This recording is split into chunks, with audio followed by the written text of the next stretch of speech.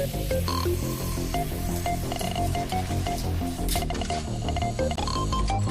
a world of constant evolution, where the line between man and machine begins to blur, a new age of possibility emerges.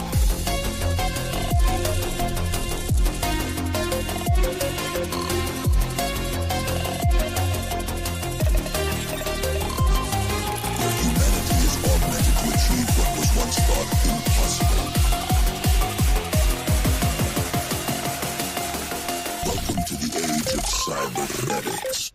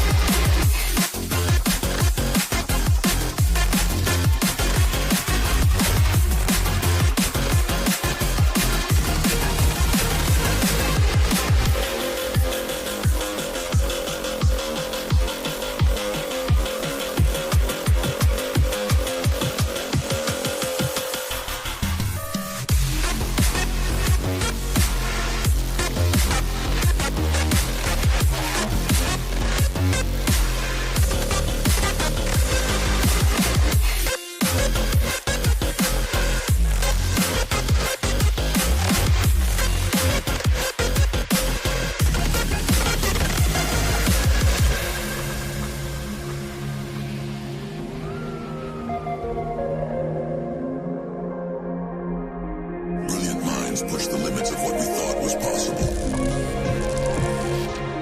Pushing the boundaries of human potential. Where technology can enhance us beyond our wildest dreams.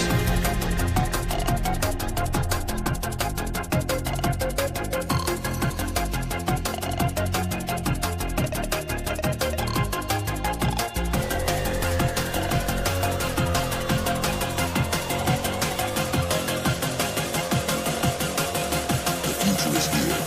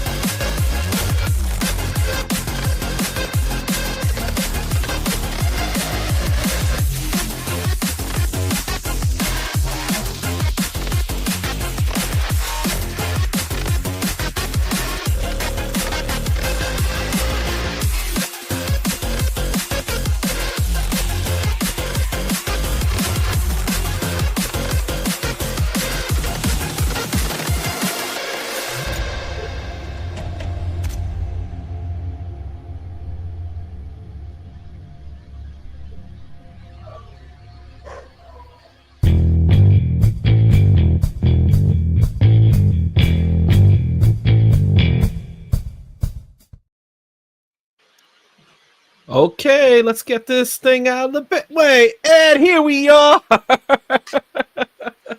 What is going on? What's up, Shade?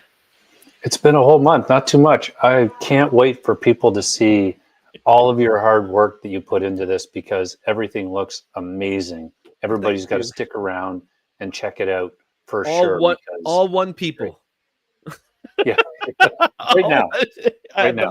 They'll be on the rewind. Yeah, and you know what? It makes sense that we don't have a big crowd today, only because this is a new show. It's on a Friday. I get it. But if you are watching now, thank you for watching. Make sure you hit the chat. Make sure you hit that like button and stuff like that. I know we have a few people that did jump in, and of course, Las Cruces had to jump in. He jumped in at 102. This stream has been active for I think 2 days though. But he jumped in at 102 today. So he was like, I'm gonna chill out because even Las Cruces knew it wasn't familiar with it. But he got in and got that woohoo in there. We got our boy Nerdy Geek hanging out at MegaCon this weekend.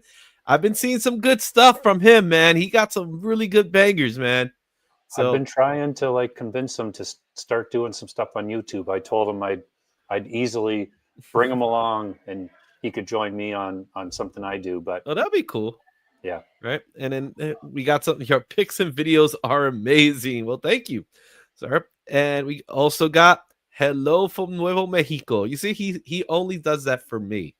That's how cool Las Cruces is. So we got Las Cruces in the house. And then Jean Malo. What's going on, John? That's our group today. So what are we going to talk about today, Shane? Oh, we have some awesome stuff. We've got sales and hot books and slab stuff. It's just amazing. I can't believe you put it all together. It's awesome. So I was thinking about how to do a monthly show. So by doing a monthly show, you can take everything that we talked about throughout the weeks and put it together. But I wanted to do something a little bit more than that. I want to be able to grab the sales unit, what's some other information that we have there, and then really just take everything that we've been talking about throughout the weeks and really put them together for a monthly recap of certain things. So we're going to have 4 new segments. And at the end of the show, we are going to be doing the monthly giveaway box. Again, we're not doing any goals today, but if you want to leave anything for the super chats, by all means, you are more than welcome to do that. I'm thankful for them, and it helps out the show a lot. So let's get started with our very first segment of the day. It's a segment we like to call the Players of the Month. And let's do our video.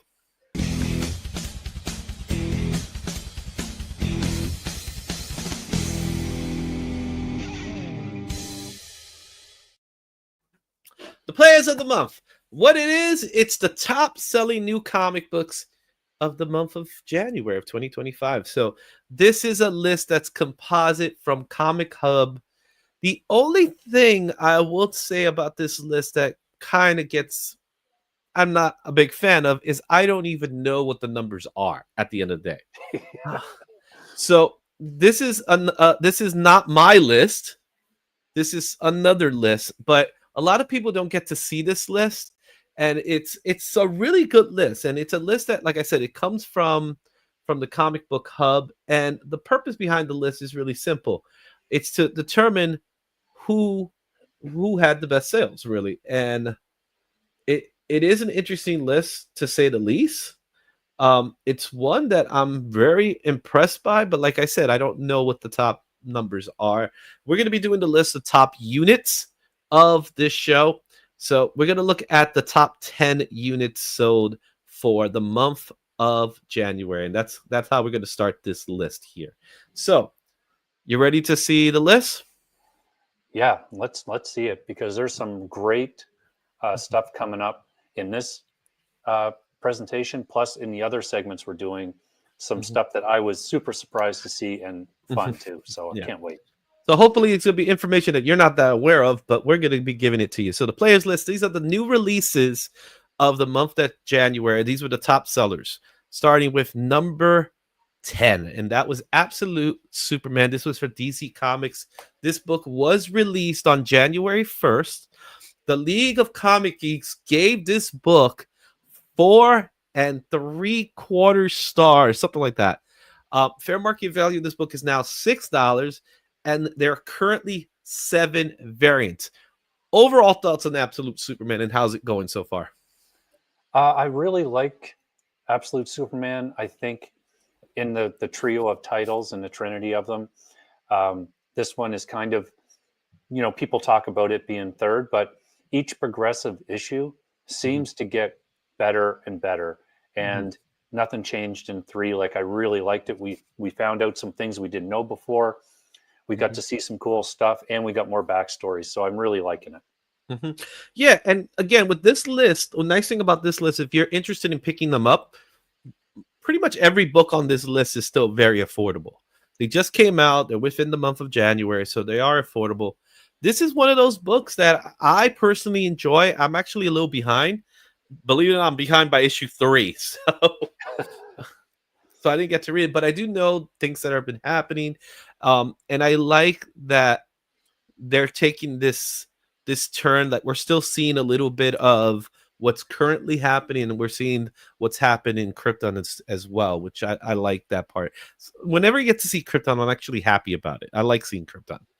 Yeah, and there's some cool twists, and just like they did with Absolute Superman and Absolute Wonder Woman, little twists here and there in the origin and the character, which I find really fun. It doesn't seem to be like completely just throwaway stuff. Like, it's actually there's been some thought put into it, and something beyond like 2-issue thing or something like that. So it's been fun. Yeah. To your point here, I actually want to do a live stream, maybe once or twice a month, maybe every week. Who knows? It might be fun. They are fun. Doing live streams are fun. Depending on how you want to do it. If you want to just have it hangout, hangouts are easy. They're fun. You just log in, do your thing, and then you have your hangout. Speaking of hanging out, Joffrey Castro, what's going on, Joffrey? How you doing, my man? And none of the books I collect are going to be on that list. Now, Jean, they may be books on the list that we're going to be talking about that you may actually have. So, well, it's a curious list. The list that we're going to be doing, you're going to see what I'm talking about soon. Okay, there you have it. Number 10, Absolute Superman. Let's take a look at what came in number 9. The Transformers issue number 16 for Image Comics. This book was released on January 8th of 2025. Another book that got well over 4 stars. Fair market value of this book is at $4. Be on the lookout. There are 14 variants as of right now. Some of them are very valuable. So, but we're only going to be looking at the cover A's for this list. So, Transformers overall. Yeah, I agree with the ranking too, because Transformers has just been a great series. The Energon universe, complete surprise to me. Like, because I'm not a huge G.I. Joe person. I've been a fan since issue 1. I really enjoy reading it. I love the art. I love the story. And just like in your spotlight from last week or from Monday, I went out and bought all kinds of Daniel Warren Johnson books. I'm very fortunate enough because I got Global Comics. Shout out to the guys at Global Comics. And they have Transformers there, so I could just read them digitally, which I like doing from time and time again. I like holding on to my floppies, but sometimes I want to preserve them. So it gives me an opportunity to read the books, and it's easier to grab at that time. But I'm not against it. I'm not against floppies. I love my floppies, but sometimes I want to just have easy access to something. That's a good way. I read almost all my Marvel books through the Marvel Unlimited app. You redeem them the codes. I have like probably 5,000 books in my library. So why wasn't DC did it for a short time and they stopped? They have something now that you can sign up for, but really with DC, I read so little of it. I just read those ones. Marvel, it's just really convenient, as you know, with Global or Marvel Unlimited, because I can take my iPad and take 50 books with me if I'm going somewhere and not have to worry about them getting damaged. Yeah. Okay.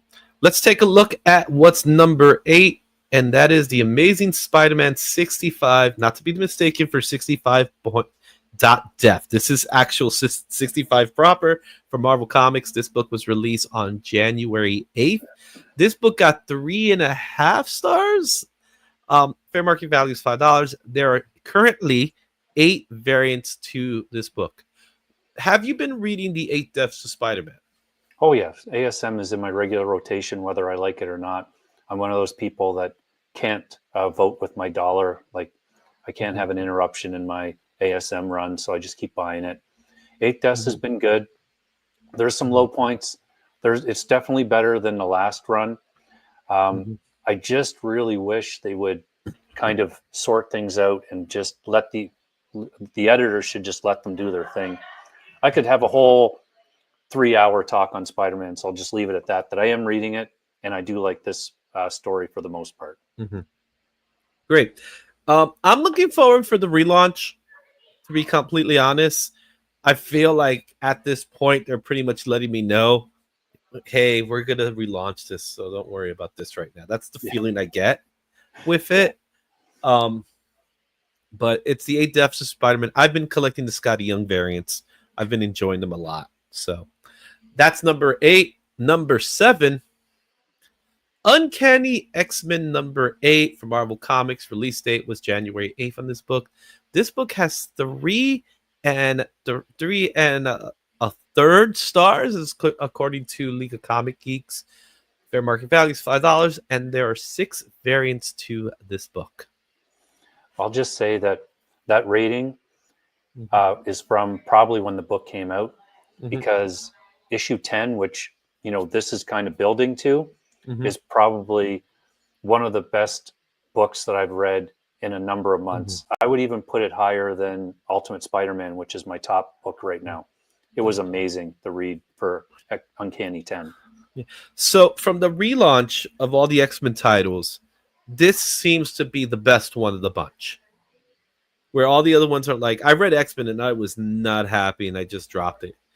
This one, however, seems a lot of people are starting to gravitate more towards it with Gail Simone's writing on it. So I'm curious to see what's your thoughts overall about all the titles, and would you agree that this is the best one? So just a correction, I meant X-Men 10, sorry, not Uncanny 10. But they're all tied in because it's the raid on Grey Mulligan storyline. But I would say overall, I'm kind of 50-50 on them, actually. There's 4 or 5 that I collect, and there's 4 or 5 that I've just dropped. I kind of am more selective now on, if I don't like it, I'll just not buy it anymore. And the single characters, those are probably stronger books. Storm, Phoenix. Yeah. Laura Kinney, some of them. The Dazzler, I only got the 1 issue of. NYX, exceptional. I've dropped those. X-Force, X-Factor, I've dropped those. But I'm still loving Phoenix is great. Laura Kinney is great. X-Men, Uncanny, and even Mystique has been a really good read. Awesome. All right, got to say hi to Arelis. What's going on, Arelis? All right, let's take a look at what came in number 6. Not a surprise. Rogue the Savage Land number 1 from Marvel Comics. This was released on January 15th. Surprisingly, it got 3.7 stars. That means people like it to a certain extent. Fair market value of cover A is $5, and there are 21 variants as of right now. There might be more to come. Yeah. This one, Izzy, I don't know, like these stories that take place between an issues, which is what this book is. It's a limited series. They've done it before with Wolverine, where they kind of put a story in between 2 issues or in between a bunch of issues. Yeah. The story is okay, but realistically, I don't really believe that there is anything that can happen in this series, like from a speculator point of view, that is going to drive any of these issues up. It'll strictly be based on the cover. I completely agree with you on that. It's when you go in knowing the ending and the beginning of the story, it's really hard to decipher if this is going to have any sort of lasting effect. Yeah. It's one of those books that as time progresses, it's just going to be one of those dollar bin books that are just going to be hanging out there. Sure, certain variants are going to demand some value because everybody loves Savage Land Rogue. Just, they're cover buys for the most. Yeah. They're not keys. They don't have any real significance to them. And this is just one of those books. If you want to read it, I suggest pick it up digitally. Yeah, and we're not saying that, at least I'm not saying it's not going to be a good story. It could be, but it's just like you said, in 6 months from now, you'll be able to buy the whole set for $10. Yeah, exactly. Kenneth Berg, how you doing, my man? Okay, let's take a look at number 5. and that is Magic #1. Magic #1 was released on January 8th for Marvel Comics. This got a solid 4 stars. Cover A has a fair market value of $6, and there are 25 variants to this book. This is another one that I forgot on my list, but this was a great read. I enjoyed it. The covers were good. The art inside is good. So this is kind of an all around, and I'm hoping that Marvel kind of bucks its usual system and has this story kind of continue a bit.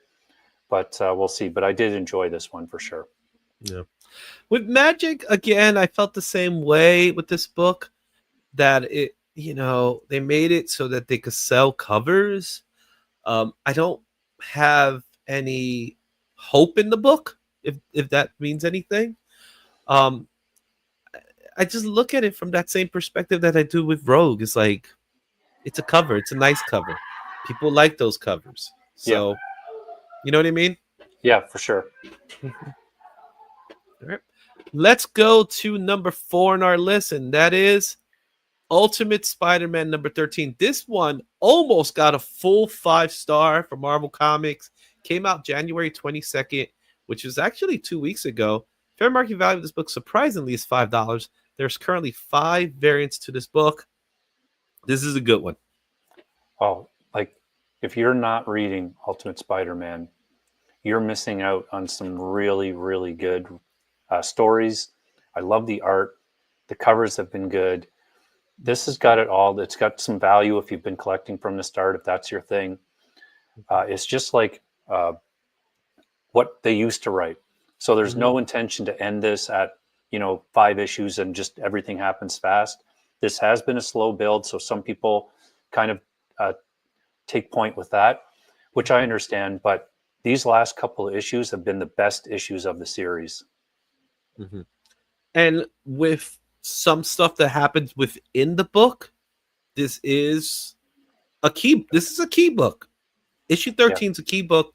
I have seen it go for $8 in some places. So within time, this book could raise up in value depending on where the story leads us to, especially in the story something does occur that's significant.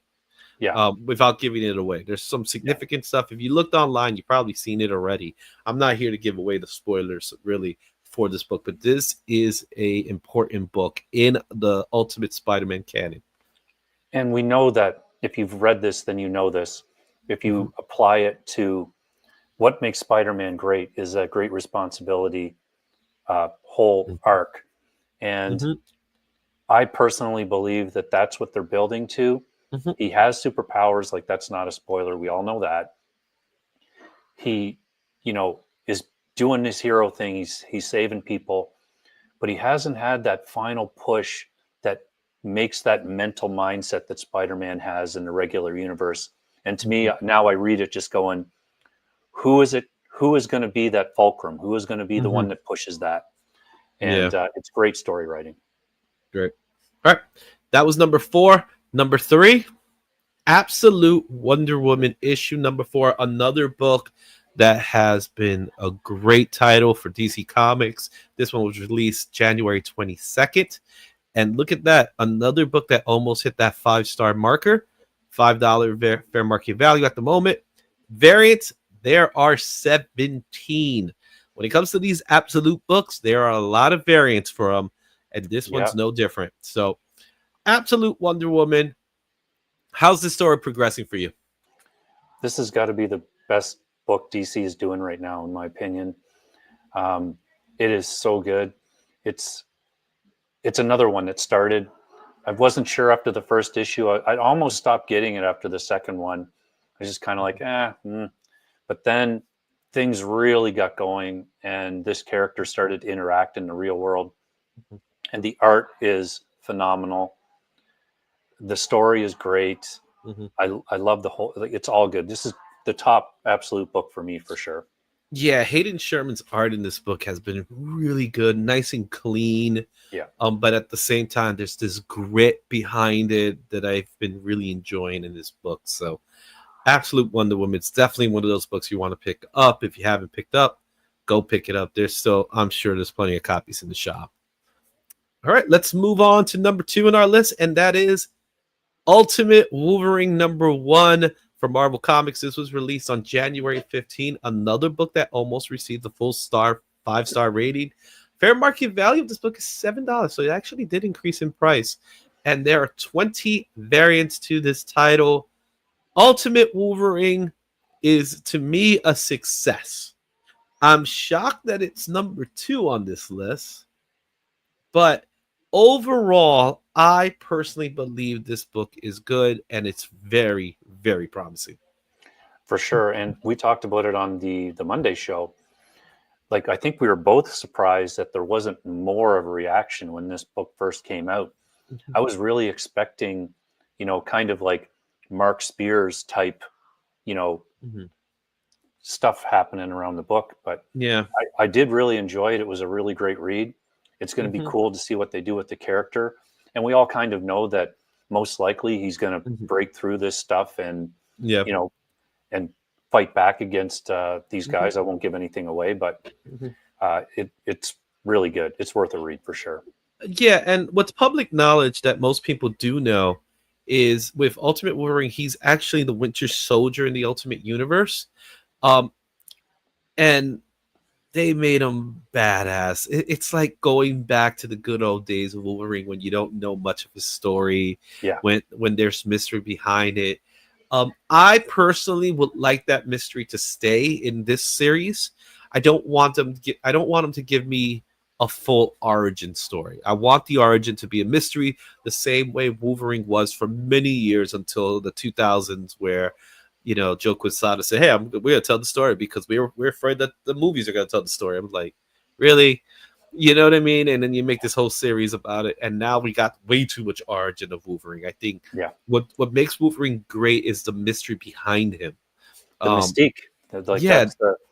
I agree 100%. Yeah, like we could know tidbits. I'm fine with knowing tidbits. Yeah, but very much like Joker, we don't need much. No, we really don't. And that's what makes the character what he is. And I think that's a big part that's lost in the current version of Wolverine today. Yeah, I agree. It's encouraging Omega Red covers, and I'm not bad. Omega Red covers aren't good. All right, and number 1, if you haven't figured it out, it's Absolute Batman. Oh, it's not from Marvel Comics. We both missed that one. Great. And I looked at that too. Okay. All right. We'll fix this in post. Absolute Batman #4 from DC Comics. This was released on January 15th. This book also received 4.5 star. It's $5 fair market value. The variants, there are 10. And this was, to me, the letdown book. I don't know how it got almost 5 stars, but to me, this book was a letdown. The story was fine, but it was a letdown because I have a different artist that threw me away from what I wanted. Yeah, and I think there's probably some background to that somehow, because I agree the same thing. Like, this had so much momentum. It was the first book. Everybody was clamoring for it, and there was so much attention. Like, it drew in everybody to the other Ultimate titles as they came out.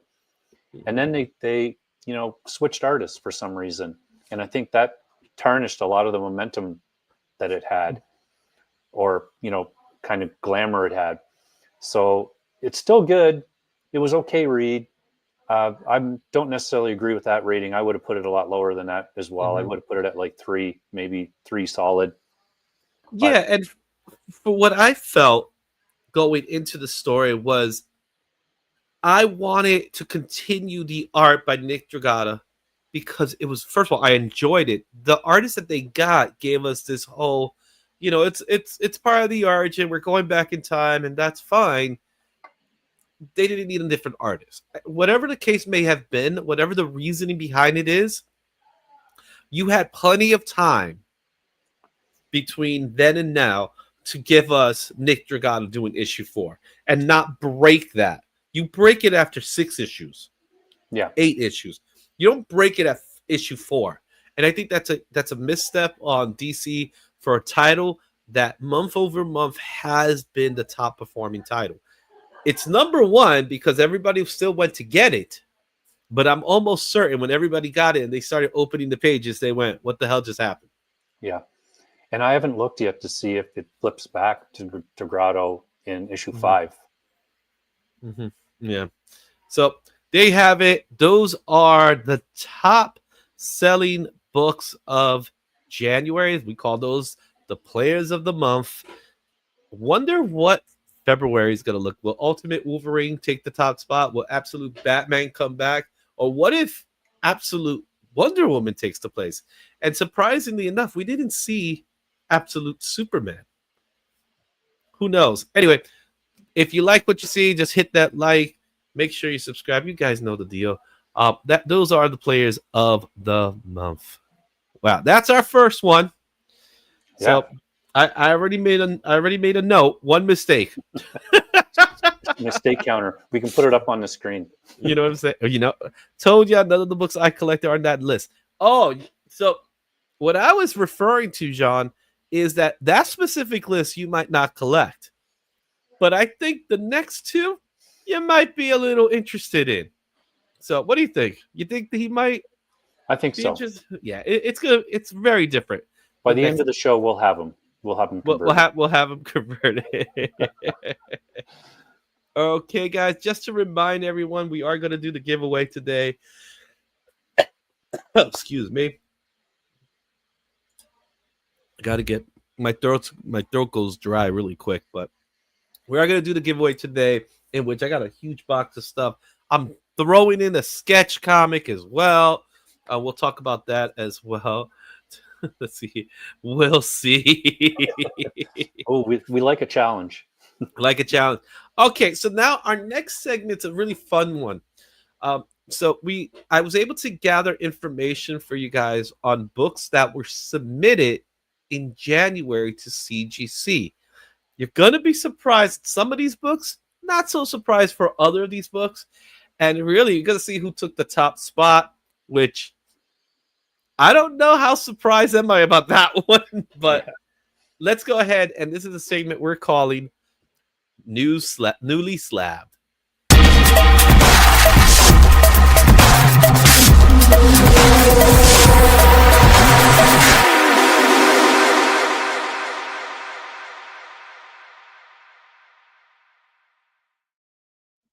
The Newly Slabbed, the top CGC submissions for January 2025.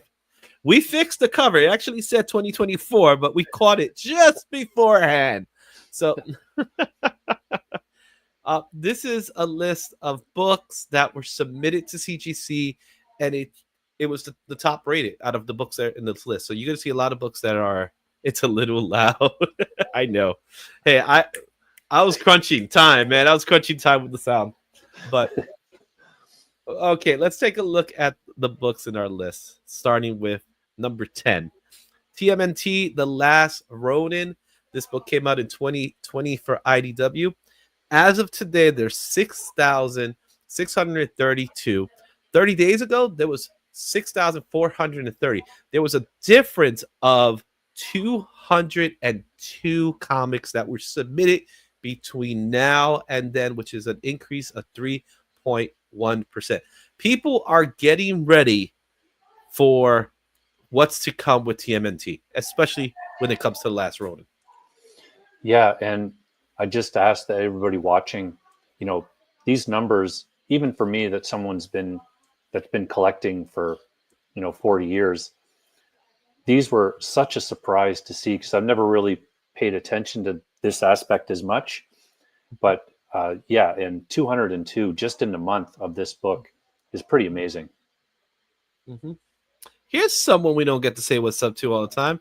Mad Spidey. He came in right at the time we're talking about books that are getting slabbed. Who would have thought he shows up at the slabbing time? This segment may not be for him. But you get to so we'll see here with this book. Like I said, there's a video game that's in the horizon. I heard rumors of a live action movie for this story, which I'm going to be shocked to see if it actually comes to fruition. I will see it if it happens, but it's one of those things like this is not a kid's comic.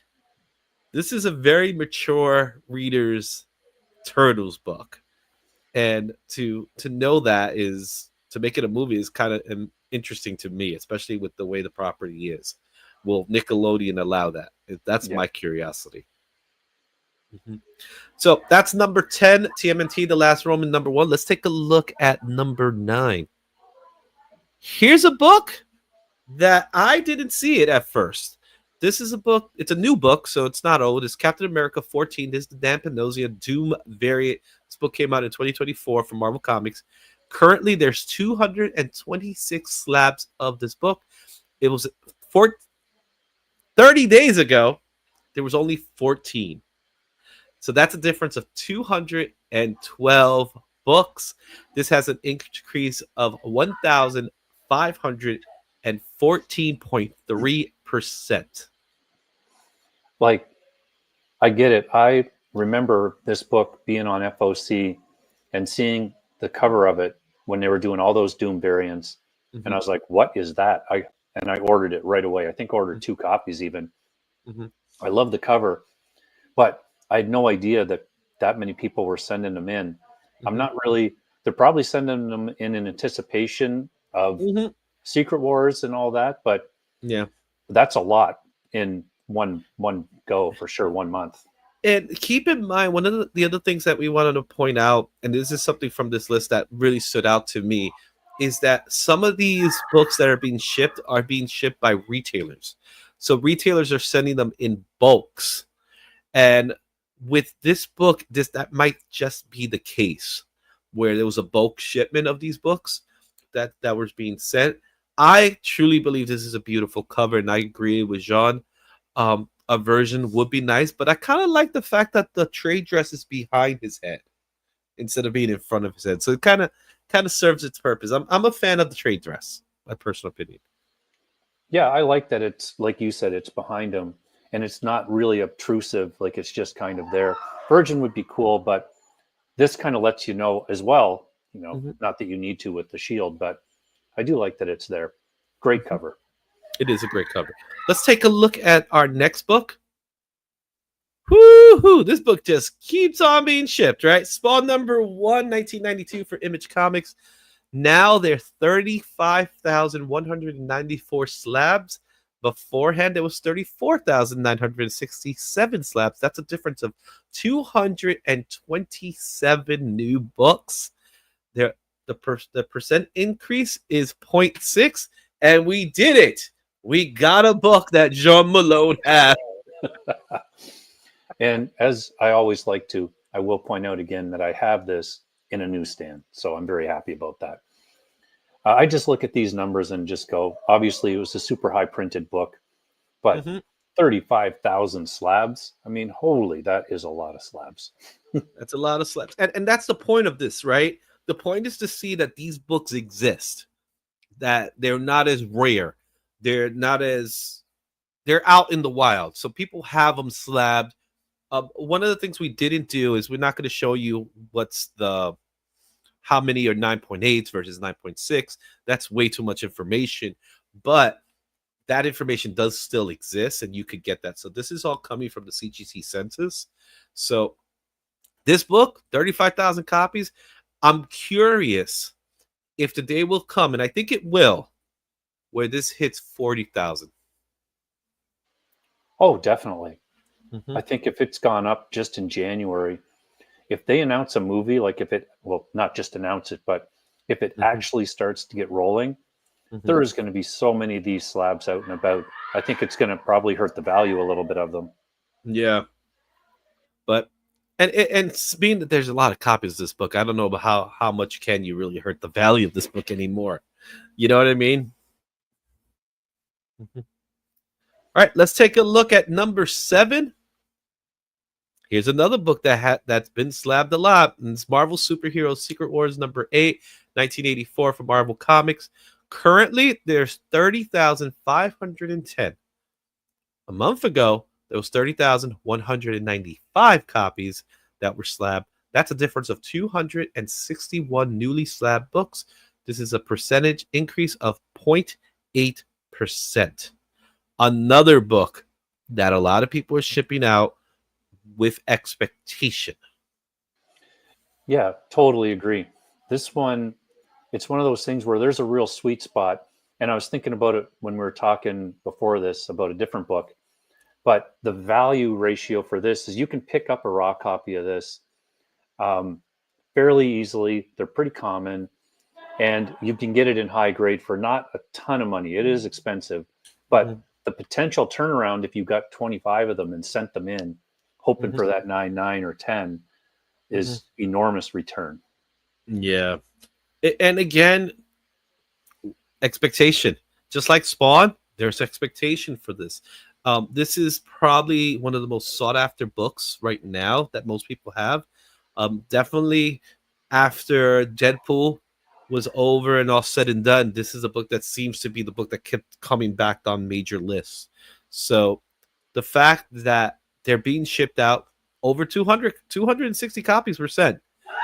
There'll most likely be more come February. I'm looking forward to the February's numbers to see what's the difference, because this is something that a lot of people are going to be hunting for, and they want to be able to get slab copies and high grade slab copies.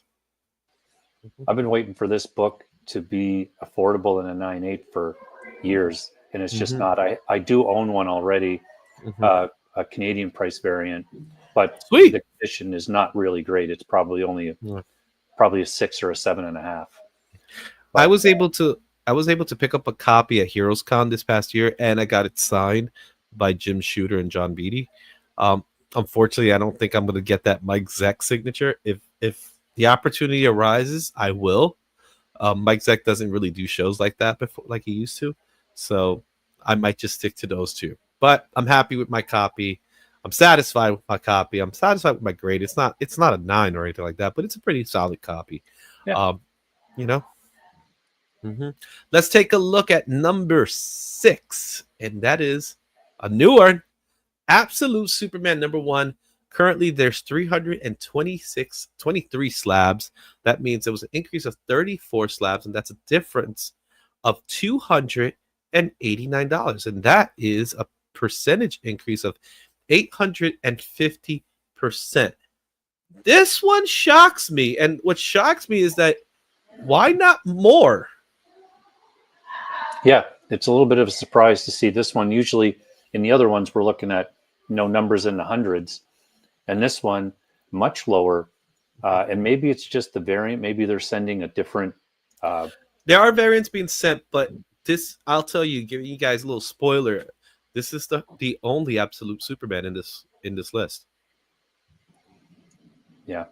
It is strange that it's not sent more, but it is, like you said, it's still 850% increase. So they're being sent in, and that's in 30 days. This is another one that would be interesting to see in February where it's at. Yeah, I think we will see it in February. I have that feeling. Another book I think we'll see is Absolute Wonder Woman. Excuse me. I felt like a sneeze was coming. But Absolute Wonder Woman is a book that I think we're going to see on this list coming up next month. If not, it's going to show up sooner or later. So there you have it, number 6. Let's take a look at number 5. They're still shipping them out. Wolverine #1, 1982 from Marvel Comics. Currently, that's 30,510 copies in the census, from a difference of 30,195. That is 350 new books were shipped out. The percent increase is 1%. I can't believe there's that many copies of this book. I truly believe that this is one of those instances where someone is looking for that 9 or 10 in this book, and that's where that's why these submissions are going in. I'll be shocked if in February this moves as many. Like, it just seems like it's a great book. Obviously, I love this book. I have it, but that is, and again, 30,000 slabs. Wow, that's a lot. That is a lot.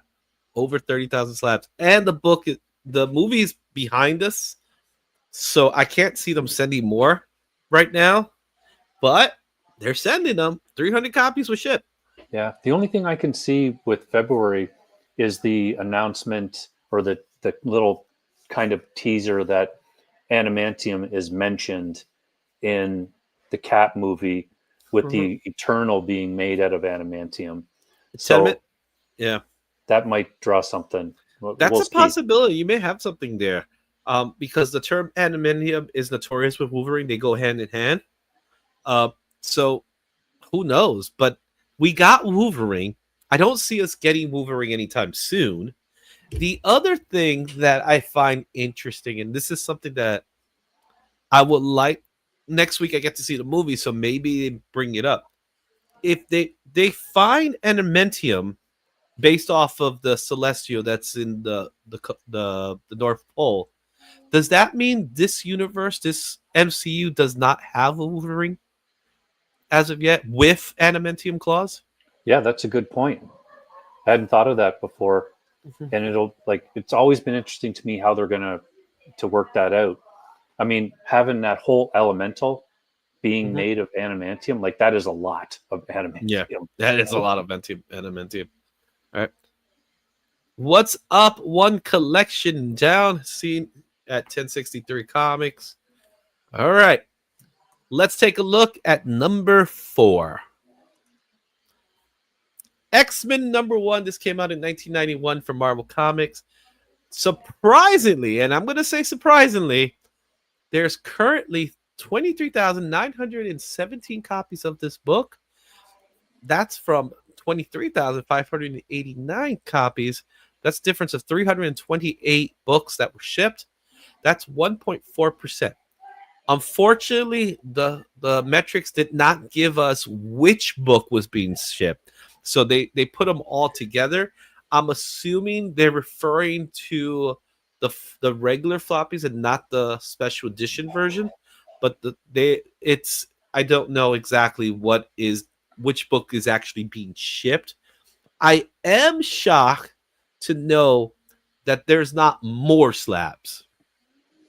That is a surprise, but still, even 328 in 1 month, because this is kind of a new show. We don't really have any previous numbers for it, but it's a lot to send in a month of a very, very common book for sure. Well, the most common you could think of, 8 million copies.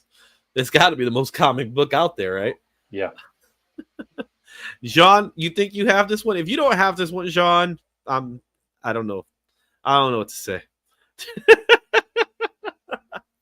But what's interesting enough, and like you said, 328 copies is a lot, but I think 23,000 is a small number for this book, knowing that we have 8 million copies in existence. Yeah, That's yeah, what I I mean. agree. Mhm. Totally agree with that. It's just and plus with all the different variants of the cover and different covers, um, yeah, it is amazing that there isn't way more slabs than that. Mhm. All right, that's number 4, X-Men #1. Number 3, Venom Lethal Protector #1. This came out in 1993 for Marvel Comics. 24,173 copies exist now. Slab copies, I mean.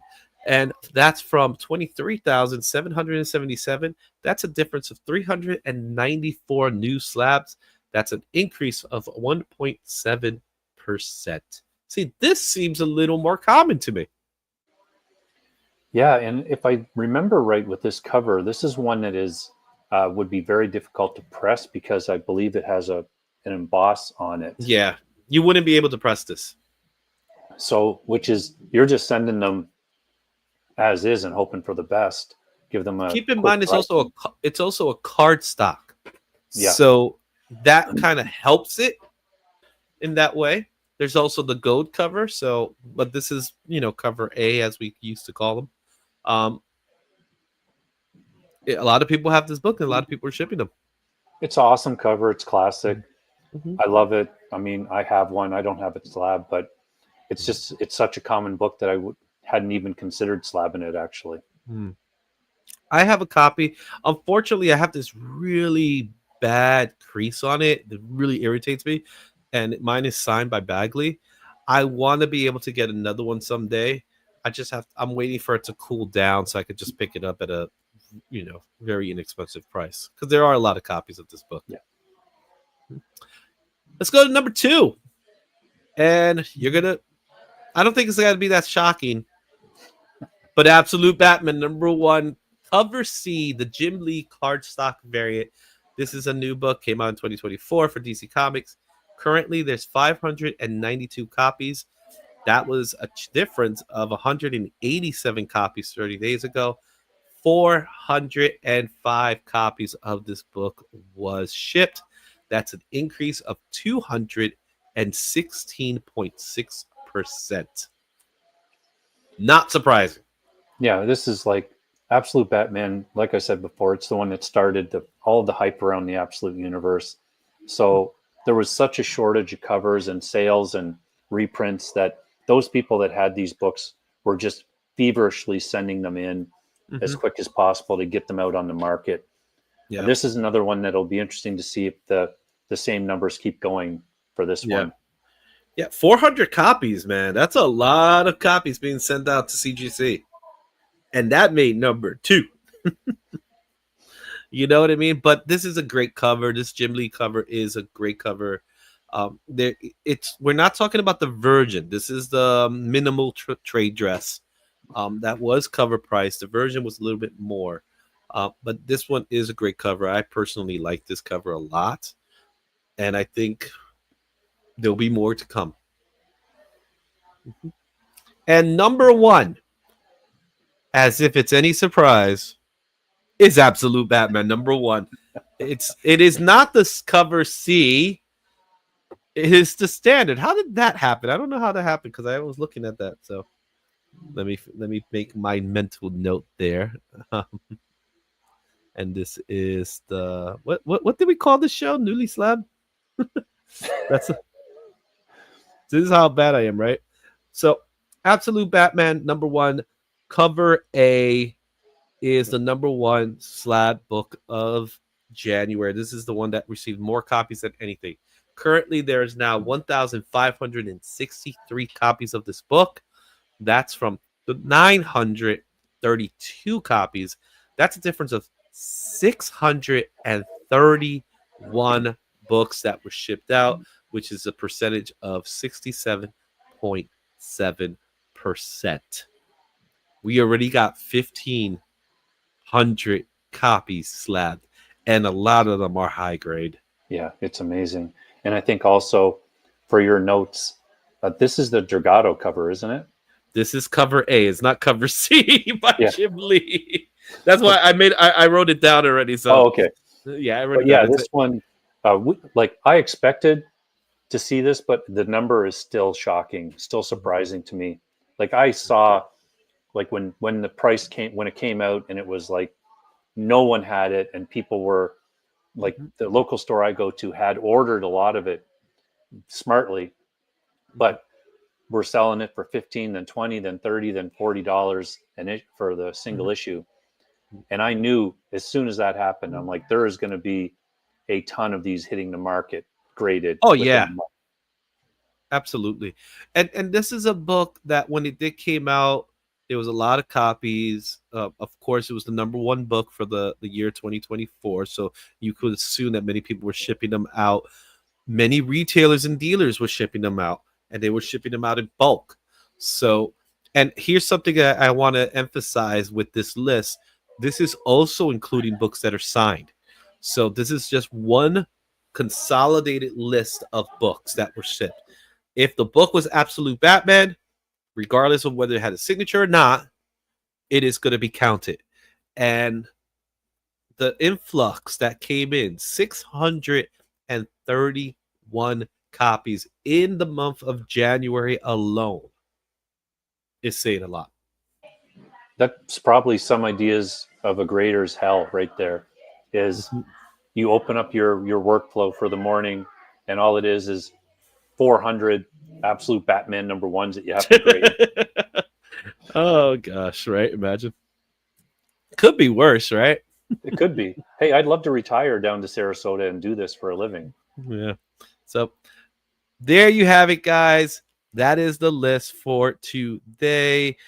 Those are what we call the top CGC submissions. We call them, this segment's called Newly Slabbed. We hope you like it. We're going to do it again in 1 month and take a look to see which of these books return to this list. If you are submitting books, let me know in the comments which books you have shipped out, and if any of these are some of those books that you shipped out, and tell me why. I'd love to hear it. Make sure you let us know. I'll see you next time. Let's go to our next segment. So we're going to remove that and go here. Woo! 2 down, 2 to go. Let's see. All right. So with that said, that was a very, very fun segment. I really enjoyed doing that. When I got that list, I was really happy about it because it was different. It was something that I myself didn't know about. And now that I know this, it kind of changes the way I shop when I'm picking up books. If I know there's a lot of slabs of a certain book, that might decrease the value of that book, right? Because if there's less slabs, then it's harder to get that grade that you want, that 9.8 or something like that. So I think having this knowledge is important in buying. What are your thoughts on that? Oh, I totally agree. Because before, like, take an example like Secret Wars 8 or Wolverine 1. You look at those and they were in the tens of thousands of graded books. But there's that FOMO you get when you're looking at it, like, oh, I got to get this one now. Like, I don't want it to pass me by. Whereas you're right. Now, my attitude will be, hey, there's 20,000 of these out there. I can be patient and wait a little bit on it and maybe get a little bit better price, or just wait for one that I really, a grade that I really want to get. I agree.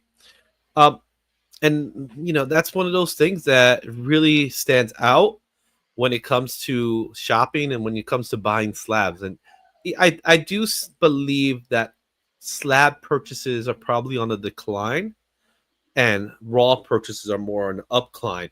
However, you are taking risk when you are purchasing raws because you never really know what that grade is.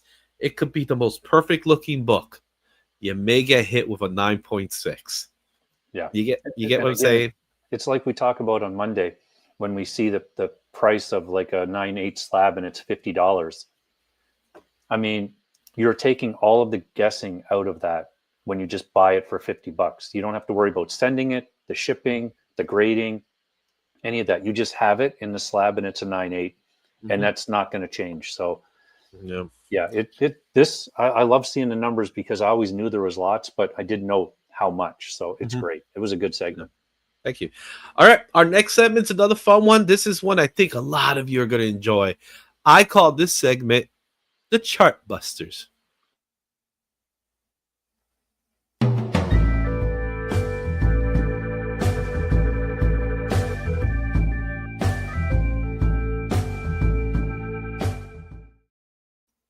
Got that nice music going on, just the smooth jazz.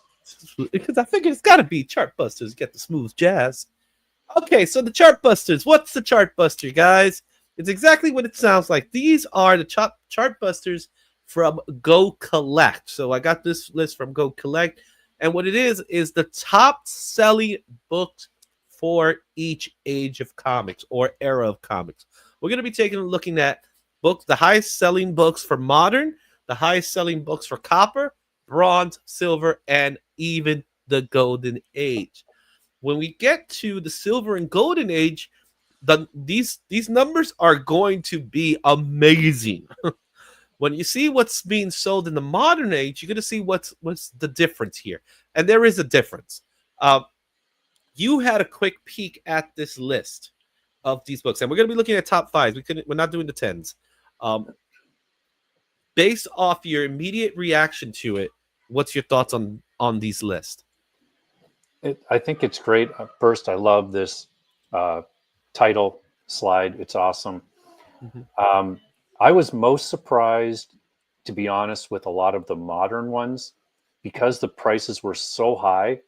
I personally, wouldn't spend the amount of money that we're going to be seeing on a book that is that new, Yeah. I'd rather take it and put my money into the silver or golden age book. Yeah. So yeah, it's going to be. I hope people like it because it's really cool to see all these books and the prices. Now, a lot of these books were sold at heritage auctions. There are some eBay sales as well, so you're going to be seeing that in this list. And like you said, with the modern books, it's variants or sketches or something like that. When you get to golden, those are the actual golden books.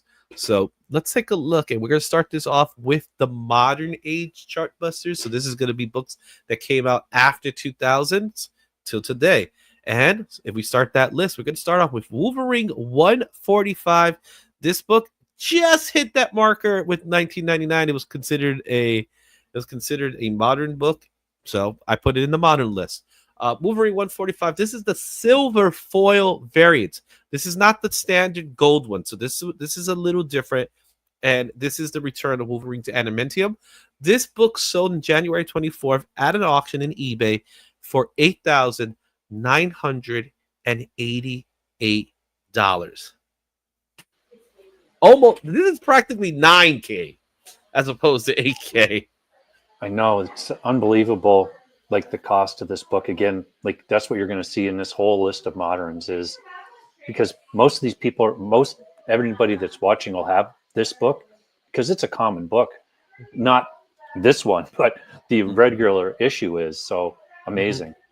And the book that you're seeing is the book that sold. So this is a 9.8 CGC qualified grade, which gives it a little more, I guess you could say, gravitas or mystique or anything like that. So that's what it is. It is a qualified grade. What does a qualified grade mean? I don't remember off the top of my head. I will have to look at it. But let me see. What is a qualified grade? I'm gonna do some quick Googling here. By grade for CGC mean. Let's see. I'm not sure what it would be on that book, but a good example would be like ASM 238 would get a qualified grade, or it used to, if the tattoos weren't in it. So this one might be qualified, like if it was sealed and had a card with it, or there was something inside maybe. Yeah. I don't see, I'm in CGC's site right now. Let me see if I could find the word qualified, because I understand like pedigree. I get pedigree, but qualified, I'm not 100% sure. So it's kind of hard. Okay, so here's what it says. A qualified label is used by CGC for collectibles that have a significant defect that needs specific description. For example, a comic book with a missing coupon that otherwise grade 6.0 would receive a qualified grade, avoiding a considerably lower grade. This makes this a lot more interesting. And I think what the qualified, because it's actually green. It's not gray. Yeah. And I think it should say on the label, because when an older book, like, well, not older, but older labels like this would usually have the reason on it. But I'm going to guess, like, so don't like take this as the truth, but it's possible that it's because those claws on the regular edition are silver and there's a thing on them. And so maybe the green is because it's missing that. And that's what makes it rare, because usually a green label would decrease the value.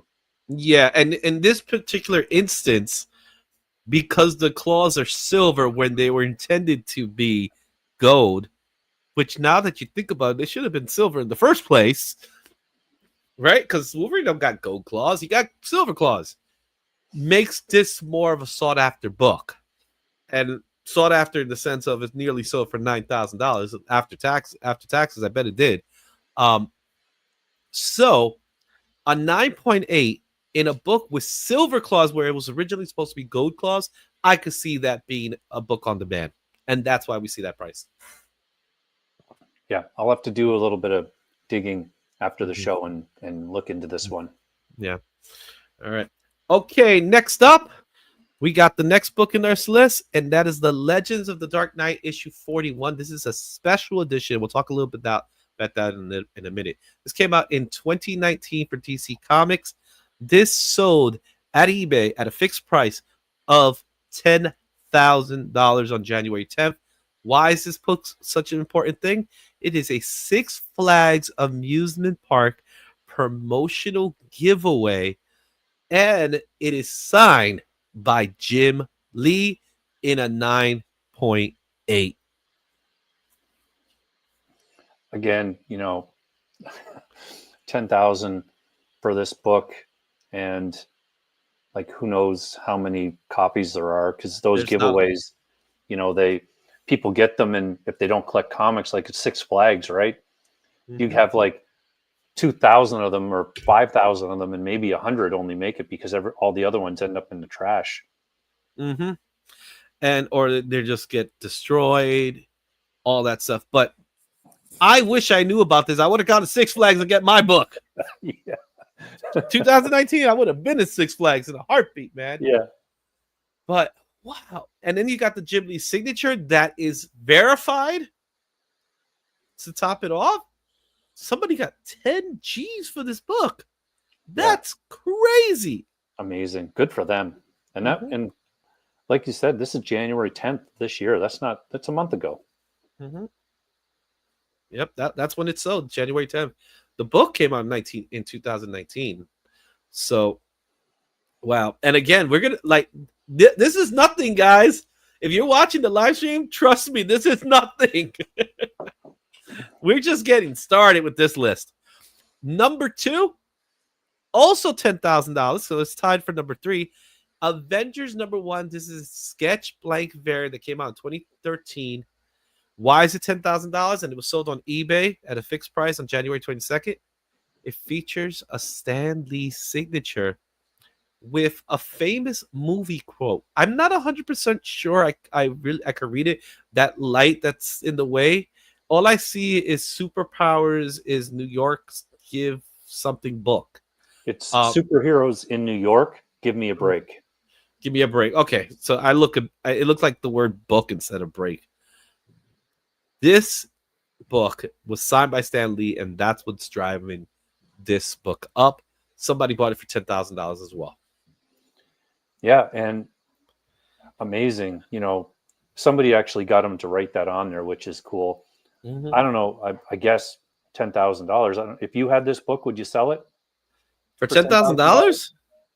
I have Stan Lee signatures already that I think are a little better than a quote on a blank of a book that the book in itself is still cover price. Yeah. You know what I mean? But now, Stan Lee's no longer with us. It is him writing a quote. So, yeah. I'll be honest. I don't think I'll have a heart to keep it. It's tough to say. I don't have any Stan Lee signed books. So if it was my only one, I don't know if I would be able to part with it or not. If I had a couple others like you that were on different books, like, you get something like a Fantastic Four early book or something like that, or Spider-Man 1 or something, I'd sell this in a heartbeat to get a different book. Yeah, I see. Sold.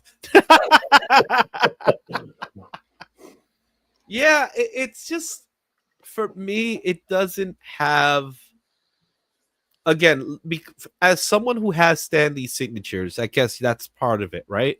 I have 2 books that are signed by Stan Lee that I personally got signed, so I know it was done, so I don't need to be verified for that. And they have meaning to me, right? If it's a book that I obtained that was signed by Stan Lee and I wasn't there to witness it, I don't think I'll have that same connection to it, if that means anything. You get what I'm saying? Oh, yeah, and for sure. I totally agree with that. Yeah, and if I know I could sell this book for $10,000, heck, I could use $10,000 right now. Let's be honest. We would just buy a different book with it. That might be signed by Stan Lee. Yeah, that's Fable said he would sell right away. So I'm interested to hear what he would buy with the $10,000 instead. Yeah.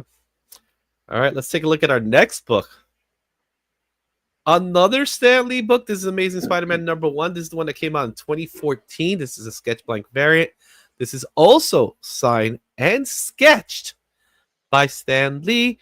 This one went for $10,995. It was sold on January 16th, 2025 on eBay. This one is an outlier. So they made a note saying that they weren't 100% sure the authenticity, how authentic this book really is. However, it did sell for that price. It's interesting they would say that because it's a verified book. Like they should have witnessed it. If it's got the yellow and yellow, Yeah. then that means that someone actually watched them sign it or was supposed to. So that's interesting. And I think what makes this book a little more sought after than, let's just say, the previous one, he did a little sketch. Yeah. So you've got both those covers, number 3 and number 2. Which one do you take? Is he the quote or the sketch? I think you already know the answer. I take the money. No, if you had to pick one cover to keep, which would be your choice? It would be this one. Because it's Spider-Man 1, it's signed, and 2, I don't really see Stan doing signatures.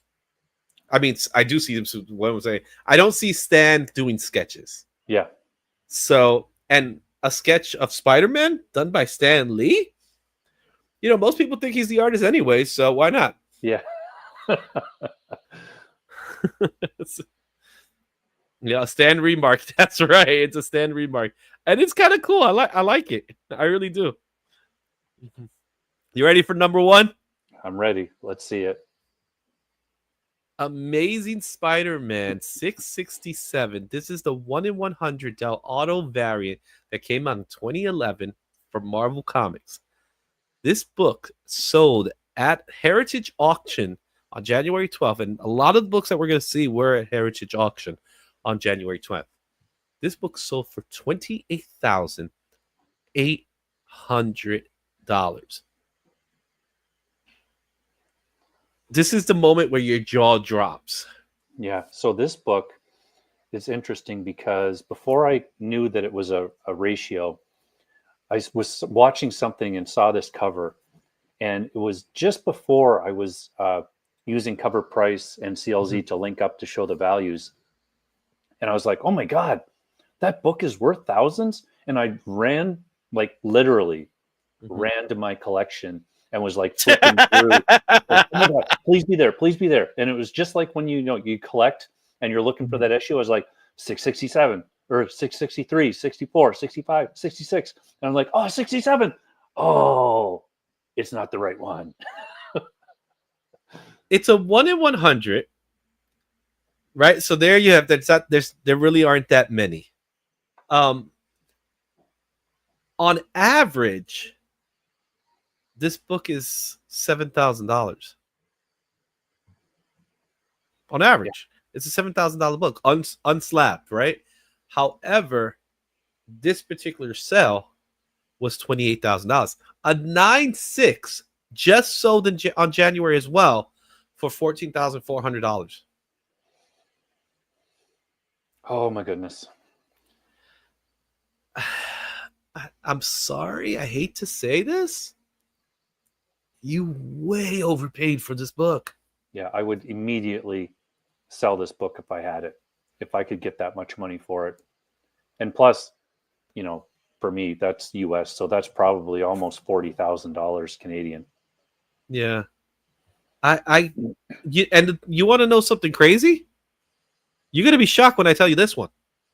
That's not the highest price of this book. The highest price, the highest known value of this book, you ready for it? $43,200. It's got to be in 2021. It was 22. Oh, yeah. Why is this book such a demanding item? I know it's a 1 in 100. There's 28 sales of this book right now. So the book, I don't get it. It's not a key. All it is a cover. Yeah. Well, and it's known to be like a ghost book, right? And I Yeah, think that's kind of what's that's driving it. the. Mhm. So when it always makes these lists, and then for some reason someone will buy one at a crazy price, and then it pops back up into everybody's kind of frontal lobe, and like us, Yeah, and we're talking about it. But yeah, this book, it's crazy. I would sell this all day long. yeah. I would ditch. Not that I don't like it or I, appreciate I it. I've seen better covers. I'm sorry. Yeah, I will take that same money and buy a low grade AF-15. 100%. That is a no-brainer all day long. I would love to be there to watch, like at a booth, at a con, watching somebody buy this book and just be able to talk to them and go, like, do you have AF-15 already? Like, are you just buying all the rare Spider-Man? Like, tell me. Like, no judgment. It would be no No, judgment, but just you see, I'm the curious. exact opposite. I'll be like Batman with that meme. Buy books that matter. You couldn't do that because you might knock it out of their hand and then you'd have to pay for it. Oh my goodness. Anyway, there you have it. Those are your moderns. We're gonna move on to our next Copper Age chart busters. These are books that came out in 1985 to 2000. It's gonna get crazier, Shane. It's gonna get crazier. Let's take a look at number 5. I feel like Chris and Rob's giveaway now. All right. All right. Sandman number 8, the editorial variant. This came out in 1989 for DC Comics, DC's Vertical line, but it wasn't Vertical just yet, so it's just DC. This is the first appearance of Death of the Endless. What's more important is that it features Karen Berger editorial that wasn't in the standard edition. This book sold at Heritage Auction on January 12th for $6,000. It's the one that you see on screen right now. It's 9.8. I'm going to have to look into this one because I am not familiar with the editorial variant. Maybe I own it, Izzy. I could own this book. If you do, send it my way because I I'll love have to look Sandman. it up. Do you know, like, what is there anything on the cover that remarks it as being the editorial variant? Yes. So on the cover, no. But on the slab, there is a notion of it. What it is, I don't know. I don't know how exactly it is marked. Obviously, it's an editorial. So the real question is, how did this book end up being this sought after? And really, what caused this editorial variant to happen? That's where my curiosity lies. Yeah. I don't know anything about this this variant, so I'm definitely going to spend some time and look that up because I do. Yeah. I have a copy of it. I just bought it off the shelf. I don't know anything about that one. Yeah, and I love this book. I am in the process of collecting some Sandman books. Unfortunately, now with all that's going on in a certain guy's life, which I see you one collection. This book might actually go up. I was just going to ask that question to you. We don't need to get into the weeds of all of it, but when stuff like this happens, there is a tendency for that to happen and for the books to either go down or go up because there's so much attention. People are like, they think, oh, now is the time to buy them, which drives the price up.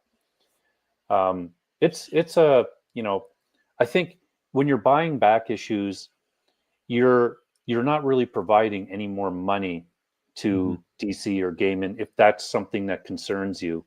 Really, if you're buying it to complete your collection like you, I have the full run already. I closed that up a few years ago. Yeah. I'm just curious, like, if you think that it would go up or down. So I say it goes up just for the notion that his name is on people's mouths. So the fact that people are talking about him and the fact that people really, this is one of those situations. The last time I could think of a celebrity of any kind, because Neil Gaiman is a celebrity. Let's be honest, a celebrity now. Yeah. He reached celebrity status.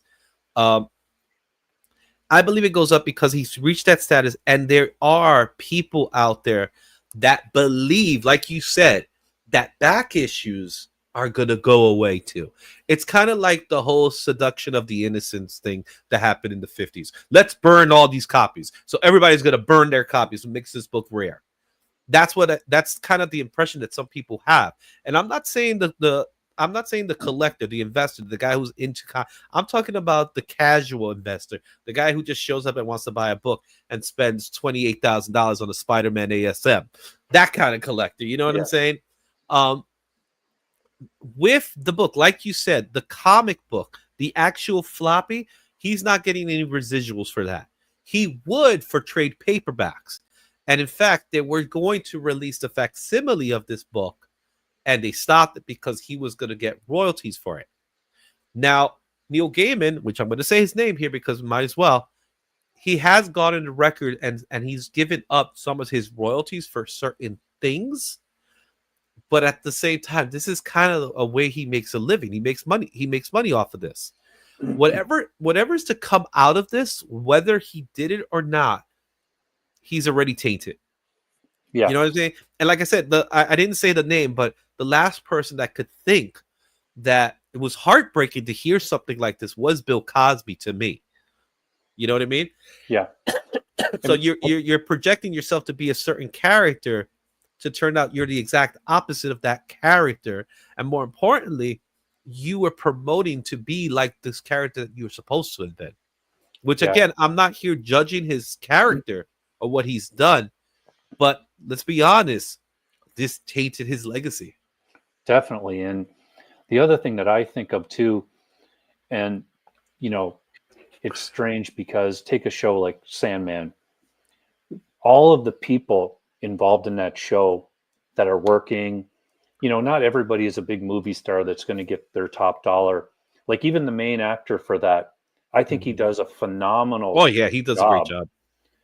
But what else is he in? Like, I don't really know. So all of those people that are affected by this and, you know, not taking anything away from the seriousness of the allegations for sure.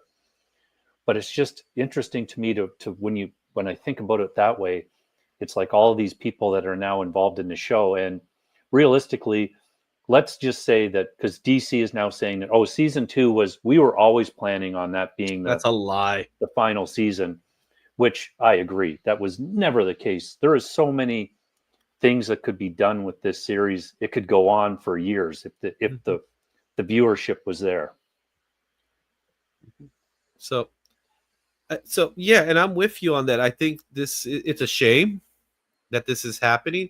I'm a little curious to know whether this sale was as a result of that, because it is January 12th that it was sold. So it's quite possible that that's the reason why this book sold for what it is, because this is an auction, so that number drove up. The actual book in itself, a 9.8 is going for, you know, that is the fair market value of the book. This book at one time did go for $10,000. So, and that was 2022 as well. So it's kind of hard, you know, it's kind of hard to look at it from that perspective, but you know, it's still a shame. This is a classic book, first appearance of Death. It's a great story. I love this story. I remember reading it. It's really good. So that's number 5. Yeah. Okay, let's take a look at number 4. All right, let me see if I can get this right. Gobbledygook, number 1. Gobbledygook. Gobbledygook. I was thinking about the wrestling Survivor Series, Gobbledygook. A 5.5 from 1984 Mirage Studios. This is 5.5, sold for $13,200 on Heritage Auctions on January 12th as well. This is a back cover ad for the Teenage Mutant Ninja Turtles, and it predates their first appearance. This book that we see here at a 5.5 sold for $13,200. Guys, this is number 4 on this list. This is the book that, you know, you're sitting back in your Scrooge McDuck and you're in your piles of money and you have TMNT number 1 and a 9.8 and you're like, isn't there something more I can do with my money with Turtles? And then somebody goes, oh, you thought you had the first appearance? no, it's this. And you go, damn it, give me Son of that a- Malibu book. Now you're looking for this one. Yeah, yeah. I honestly thought the actual first appearance of the Turtles was the Turtles. I didn't know that there was an ad Yeah. for them prior. Is an And ad a first appearance? I don't know. Like now well, you're yeah, eh, but the fact that it is, low print, it's an indie book. It's the Turtles before the comic book actually came out. So there's precedence for yeah. it. I'll say that much. There's precedence for it. Um, wow, an ad sold for $13,000.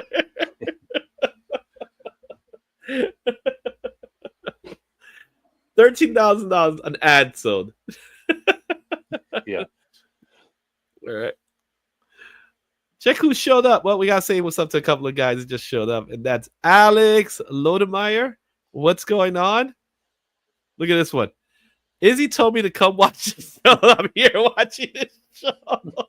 I did tell Mark this morning that I was doing the show. So thanks for That thanks must for have been in stopping by, between Mark. to talk about chickens. Yeah. Oh my God. Let's not talk about the chickens, especially when we got the gobbledygook in front of us. I know. It's perfect. Good timing. Love you too, bro. Love you too. All right, let's take a look at number 3. It's the Teenage Mutant Ninja Turtles. An 8.0 1984 Mirage Studio sold for $14,950. This was a fixed price on eBay. And if you know, it's the first appearance of the actual first appearance of the Teenage Mutant Ninja Turtles. That gobbledygook, that ain't no Incredible Hulk 180. I'm just saying. Yeah. This book, I just have like a off relationship with this book because I was collecting when this book came out. I was in a comic book store. I'd heard about it. I saw it. I saw many copies on the shelf, and I picked it up and looked at it and just was like, who is going to buy a book about this? This is silly. And I put it back.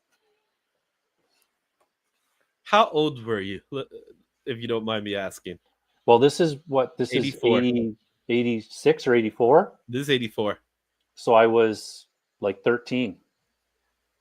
So you were a teenager, young teenager, and you said to yourself, who's going to want this? And looking back now, all these years later, 30 years later, no, 40 years later. Yeah.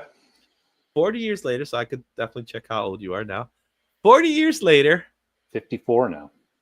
And you look at it and you say, because I know what I would say. I would say I am the most stupid idiot in the world right now. Not that you knew, of course, you didn't know what you had, but it is the one that got away. Oh, yeah, definitely. And that's why when I see this book, I just always I do the Picard face palm. Mm-hmm. Do you ever feel the need of actually getting it one day? No, I don't. I don't have any FOMO for this book or anything like that. I didn't grow up. I grew up in the country, so we didn't have TV for most of my childhood. Did you have chickens? We had chickens, lots of chickens.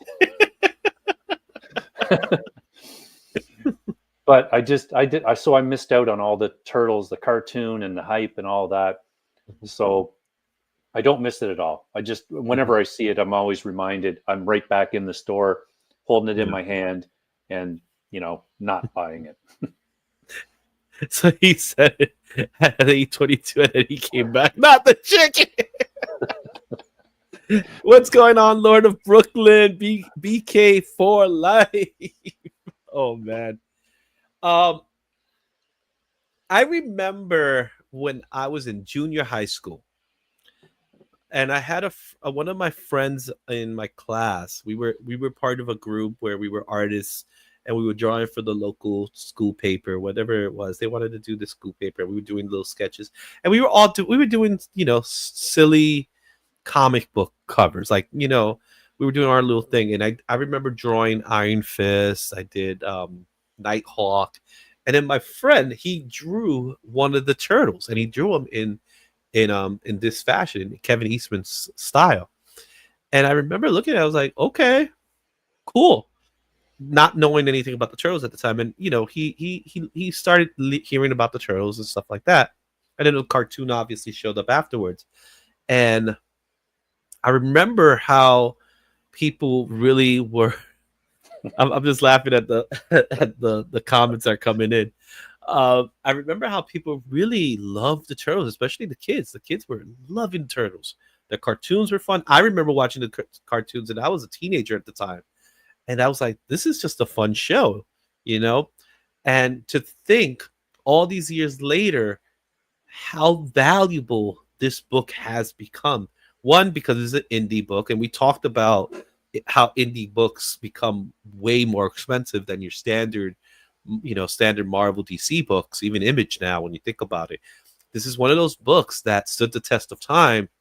They obviously keep producing more Turtles properties. It's a license now, right? $14,000, $15,000 if you add the $50, really, for 8.0 is amazing to look back at it now. Yeah, I agree. And just like it's definitely earned its value, true organic growth. Yeah. Mm-hmm. All right, that's number 3. Let's take a look at what's number 2. Okay. Before we stop and think about it, look at the grade, okay? Before you say anything. New Mutants 98, 1991 Marvel Comics. This is the first appearance of Deadpool, Domino, who's actually Copycat, and Gideon, who's really the star of this book. This book sold at Heritage Auction for $24,000 at a 9.9. This is definitely like one of the ones we were talking about in the last segment. Someone had a whole bunch of these, either graded 9.8s or just a stack of them, and sent them in hoping for this grade because they knew there was a payout in it. That's so much money for a 9.9. Well, we've seen this, right? We've seen this plenty of times, that a 9.9 grade becomes this unobtainable grade for most people, right? When you get a 9.9, it's like, oh wow, this book is now triple its price. I believe this is more than triple. Yeah, I think it's usually 10 or 20 times. Mm-hmm. So just to think about how this book will grow in time, will it be worth more? This book, this 9.9, or will this be it? I truly believe that as more 9.9s come out, the price is going to push down on these, and that is going to affect the 9.8s, and it's going to push them down. It's clear if you watch. I watch a ton of YouTube. If you watch enough, there's a really good channel. I don't want to say the wrong name, so I won't say it. I just can't remember for sure. Yeah, but he does a lot of analysis on the 9.9s and new ones coming out. And you can plainly see there was a point in time where CGC did not release 9.9s very, very infrequently. And then fast forward 2 months, and there was hundreds of them that was being released. Yeah. Well, just to give you insight, a PGX copy of a 9.9, PGX 9.9, $4,000. Yeah. And a 9.8 just sold for $1,050. Yeah.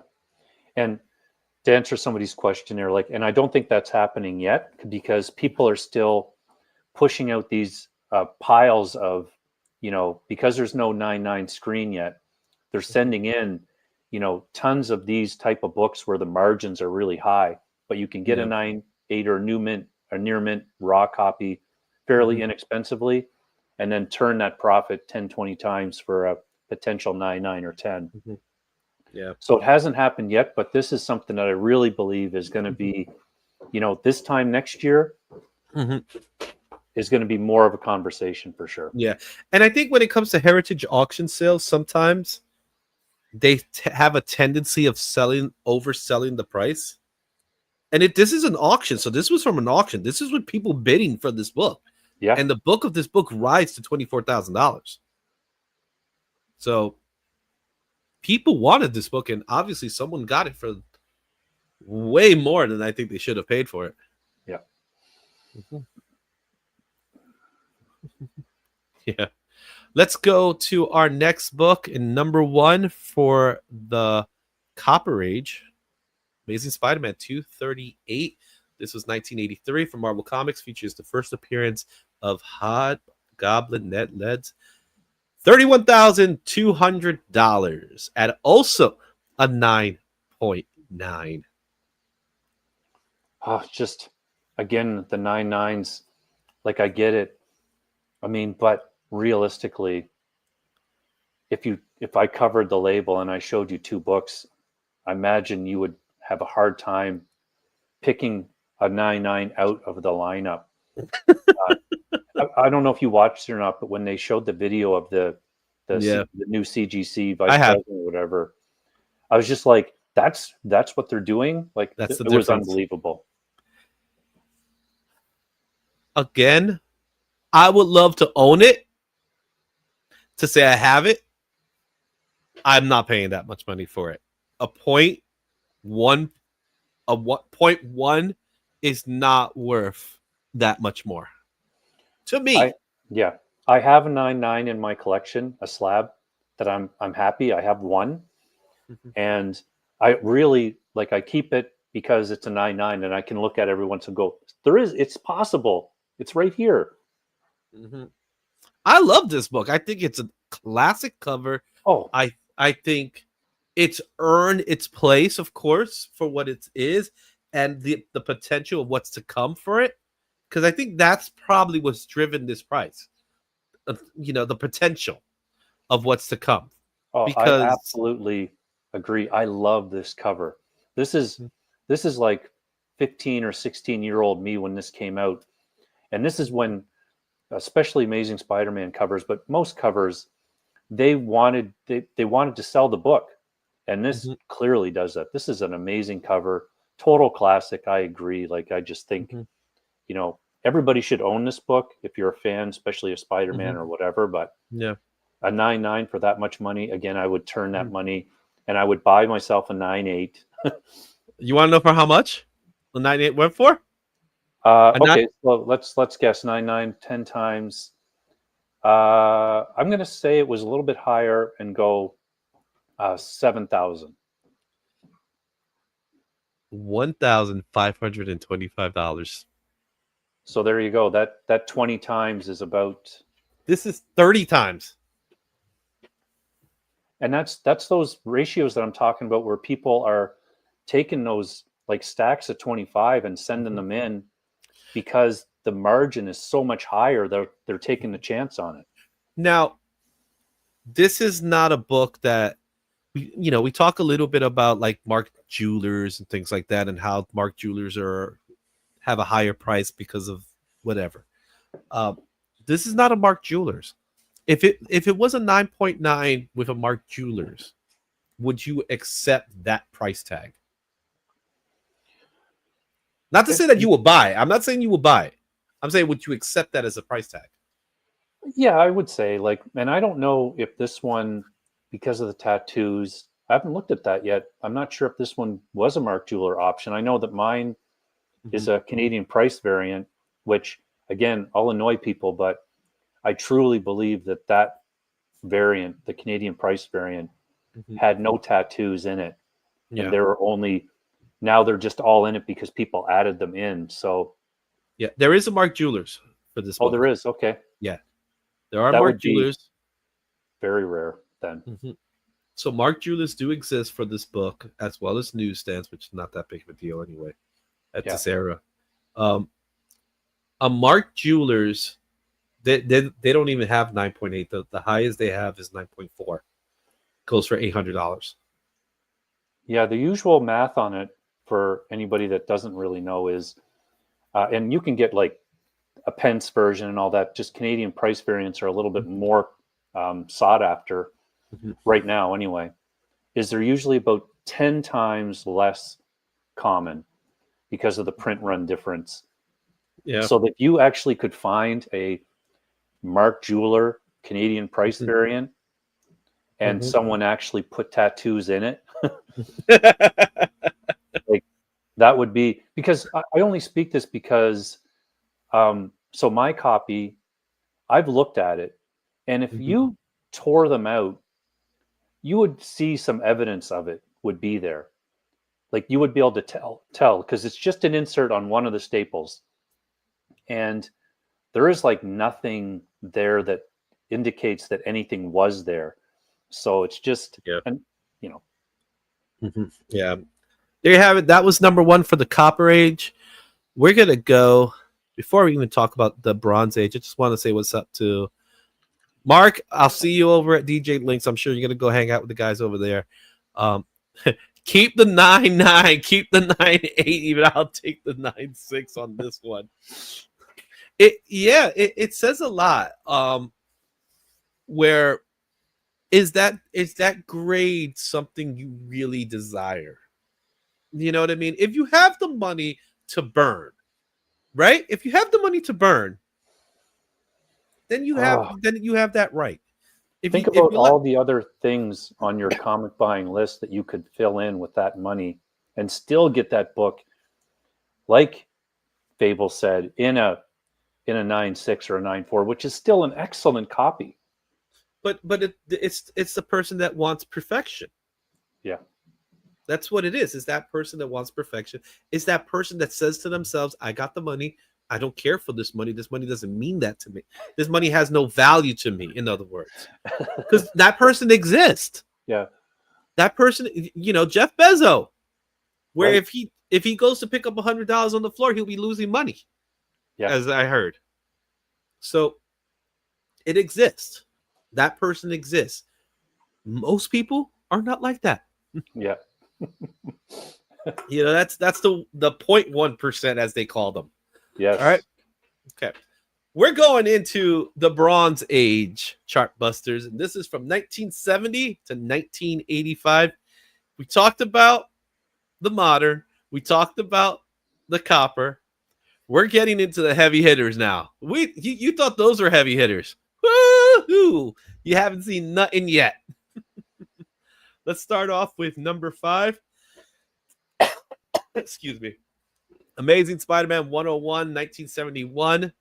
Marvel Comics. This is the first appearance of Mobius, the living vampire. This sold at Heritage Auction for $19,200.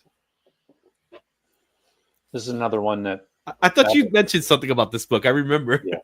We were talking about it before. I have a love-hate relationship with this book because I need it. So I want it to go down. I don't like to see it on list. It must go down. No one buy this book. Stop buying it so that I can. I bet this book has gone down. Because it is the movies came and went. Chances are we probably won't see that character again. For I don't even know for how long we won't see it. It's a 71, so it has some age to it. $19,000, 9.8. Sold. I would instantly sell. I'm still selling. Yeah, and just to show you how much it's dropped, it was $26,400. It's crazy. Yeah, but it's probably gonna keep on dropping. I think this character, I like him, and I like the fact they had to call him the living vampire because of the code. That always made me laugh about him. I think this book will probably still be dropping. Good. I think it will. Let's take a look at number 4. Not that much more, but still good. And I think this one's actually rising, and that's Amazing Spider-Man 129 from Marvel Comics, 1974. First appearance of the Punisher, first appearance of the Jackal. This one sold for $19,800. Also at the same Heritage auction. I love this book, obviously. This one I bought during the pandemic. I paid way too much money for a raw copy of it. Mm-hmm. I won't see that money back, but I don't care because it finally is in the collection.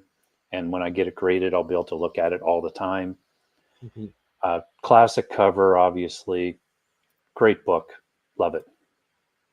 I take it you don't have a 9.8. No, mine is definitely not. I'm crossing my fingers that mine will get a 6. Oh, okay. That's not bad, though. 6 is still pretty good. Yeah, so the reason why I say this book is going to go up in value is because we have Punisher. And Punisher is going to be making a return in the Daredevil Born Again. We'll talk a little bit later about Daredevil Born Again. But this book at its height was $43,200. Yeah. And not just that we have the Punisher back, but that John Bernthal, he does an amazing job as that character. Yeah. He's so good at as Punisher. So dare I say, the person that got this book for $19,800 got a deal. Yeah, I agree. They did. Mm-hmm. Because a yellow cover, 9.8, 1974, the book is 51 years old. It's crazy. Yeah, when you look at it from that perspective, 51 years old, and it's in a 9.8. For that price, I don't have that kind of money. I'm sorry, I don't. No. But if I had that kind of money, I think I would have pulled the trigger on it. So the person that got it definitely got themselves a good book at a good price. Mm-hmm. Yeah. Mm-hmm. Not a problem. We're gonna be doing we'll be doing the replays for this as well, because apparently everybody's loving this. So all right, I would love to do this on a weekly basis, but unfortunately we can't. The numbers just don't exist. But I think this is one of those amazing stories. Let's move on to number 3.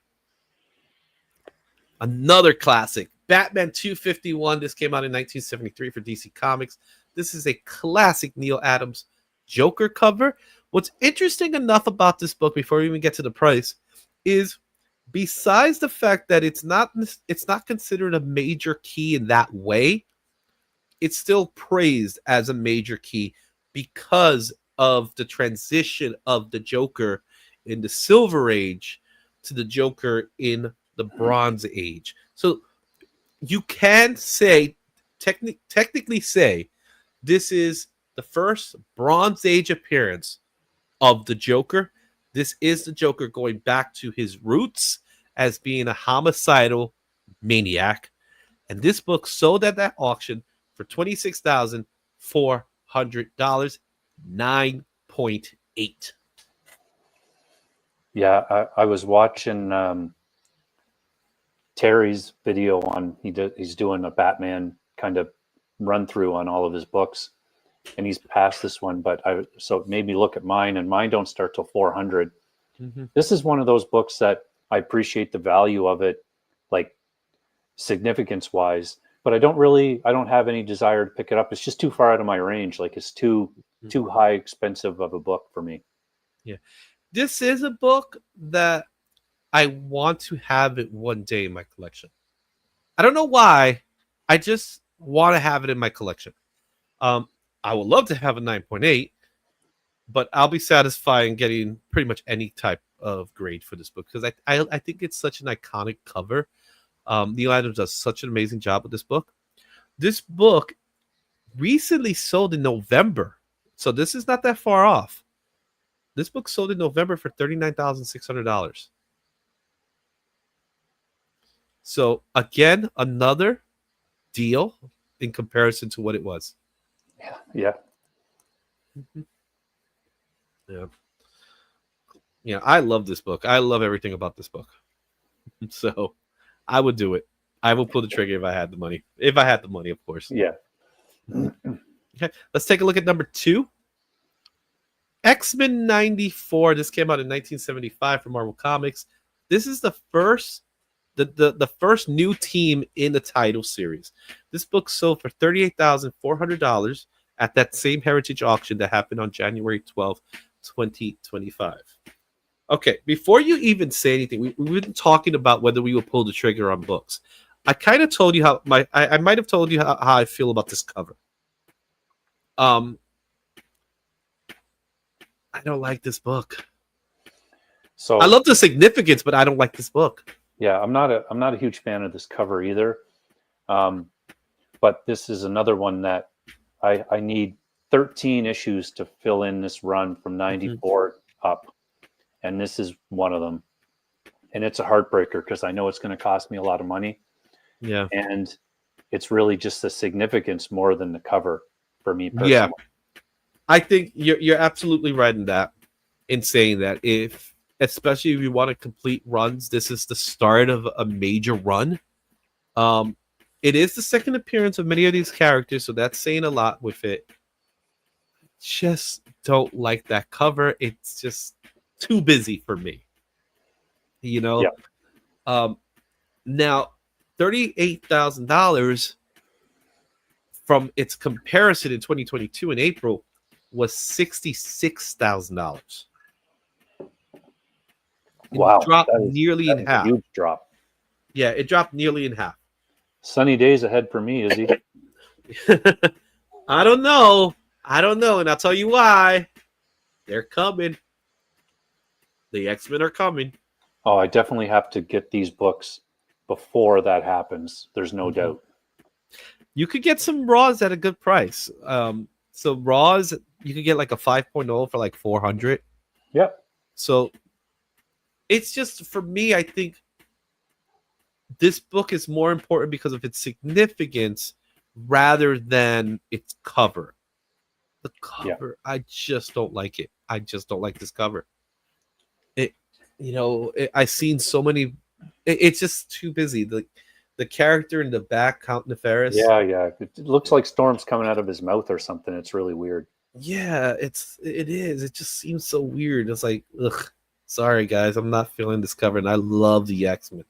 But if you're out there and you're watching and you're selling 94 to 100, look at that guy right there. This guy, look me up. Yep, he's on Instagram. Everybody, just look up 1063 Comics. All right, our number one book from the Bronze Age is Hero for Hire #1. This came out in 1972 from Marvel Comics. This features the first appearance of Luke Cage, as well as the first appearance of Diamondback. This book sold at a Heritage auction on January 12th for $49,000 at a 9.8. I'm so happy to see this book on this list. I had no idea that it was going to be there or that be this high. I love Luke Cage as a character, and I love the show. This is a book I'd like to get eventually. I don't need it in 9.8, obviously. But, you sure? I just think it's really cool. Mm-hmm. The last time this book, at its height, you ready for this? At its height, this book was $102,000. That was September of 2022. Imagine you're the person, you love Luke Cage. I mean, if you love him, you don't care, but you just bought that book for that much money, and it must just pain you to see it like come back down. You might have sold it. That might be you that sold this book. Yeah. All right.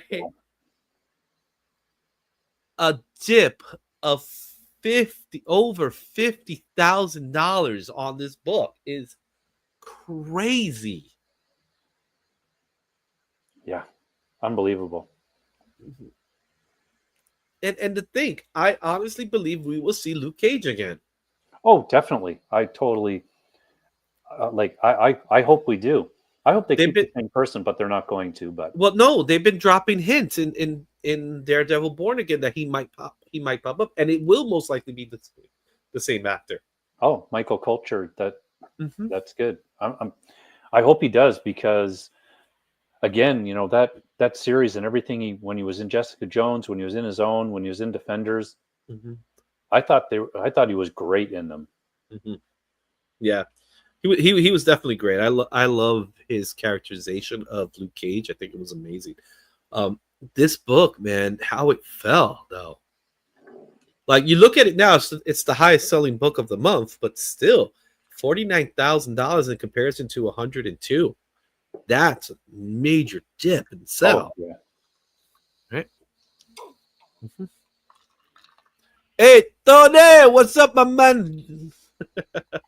We're at 8:50. We still got a few things. I want to be able to get this at a certain time, but I think we're going to go over the projected time.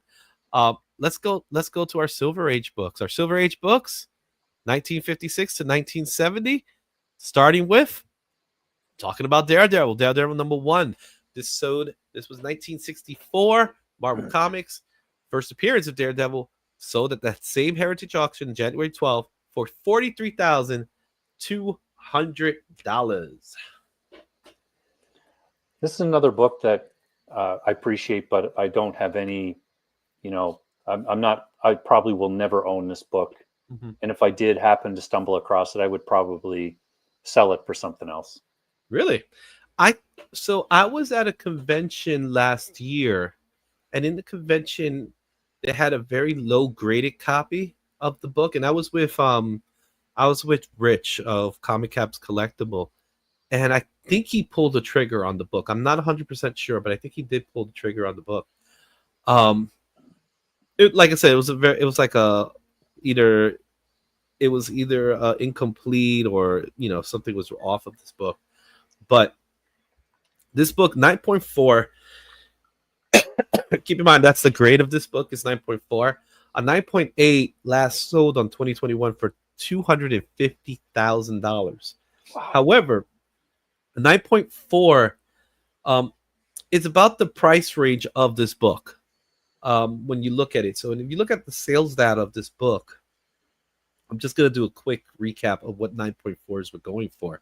Um, it's actually it's dropped since 2022 because in 2022 the highest sale of a 9.4 was $78,000. So that's pretty significant, but it's been on this up and down slope for this book.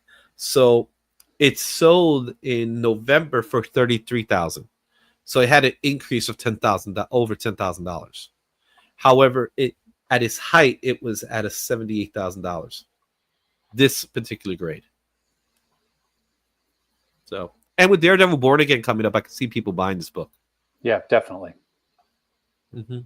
Okay, let's take a look at it. #4, Amazing Spider-Man #1. This is a book that's a lot of people's hunting for this one.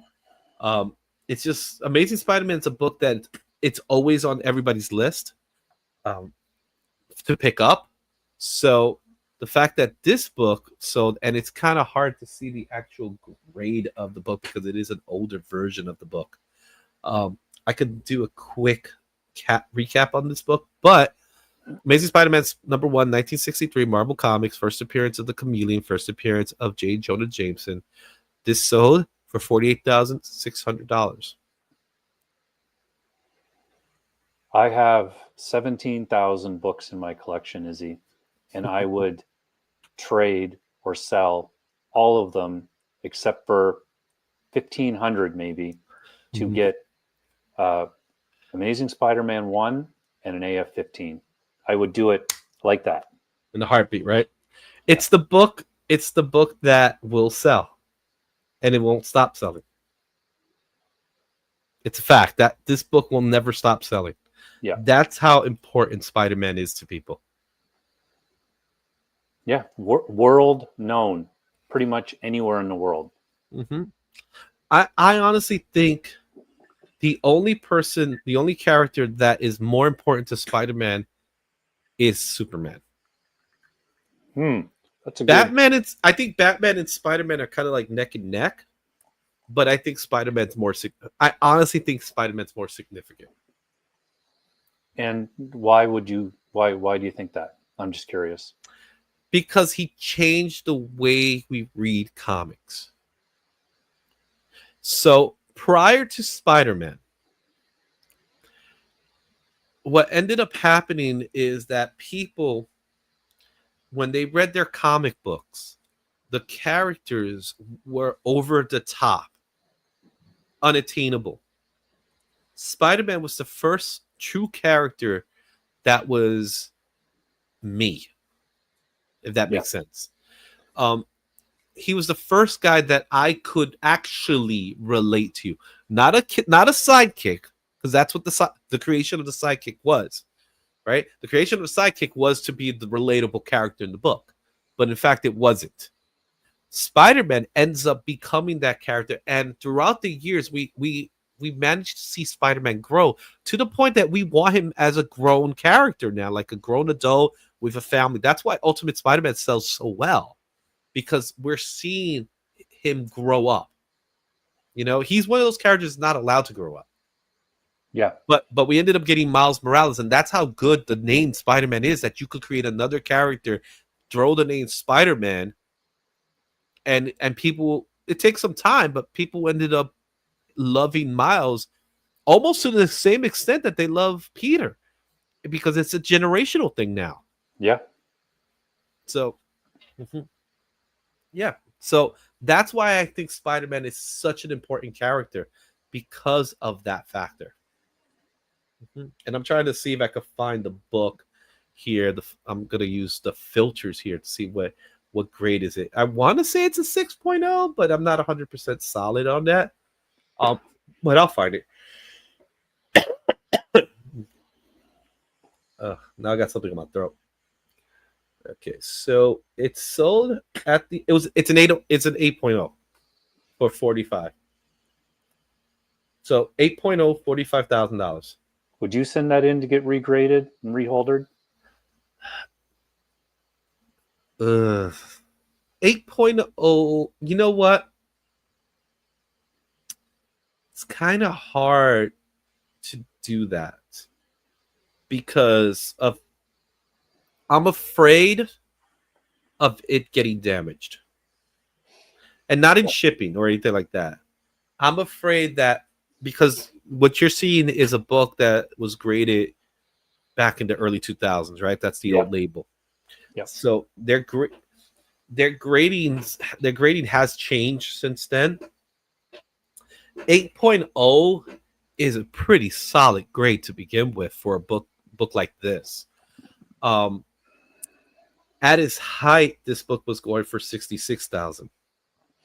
I would do it under very particular circumstances. Like I would actually pay someone that knows a lot more about grading than me to look at it beforehand, and I would only do it if that they said that it was a good idea.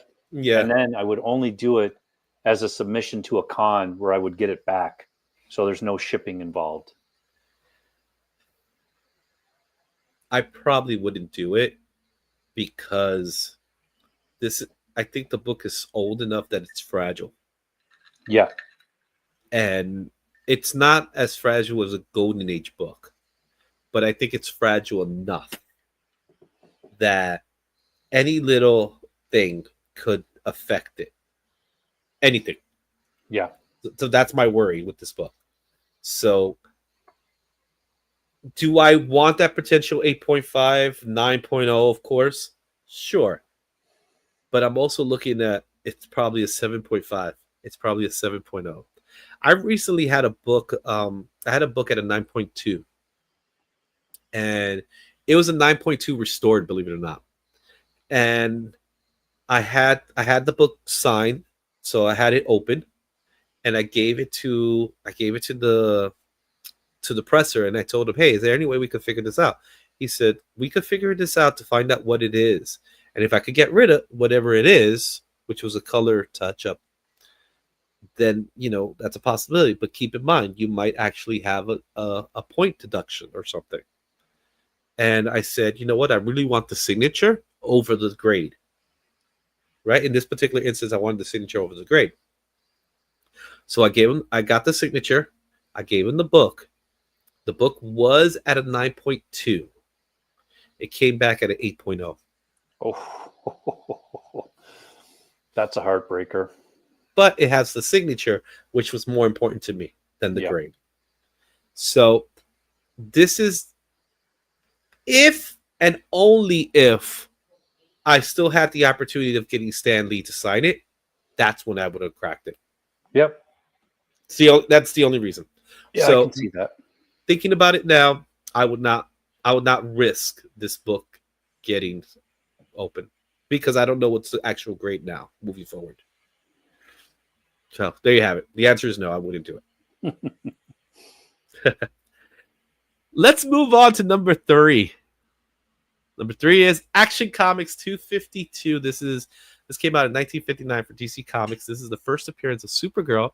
It's also the first appearance of Metallo. A lot of people forget about Metallo's first appearance in this book. This book sold at Heritage Auction on January 12th for $48,000. What's your thoughts?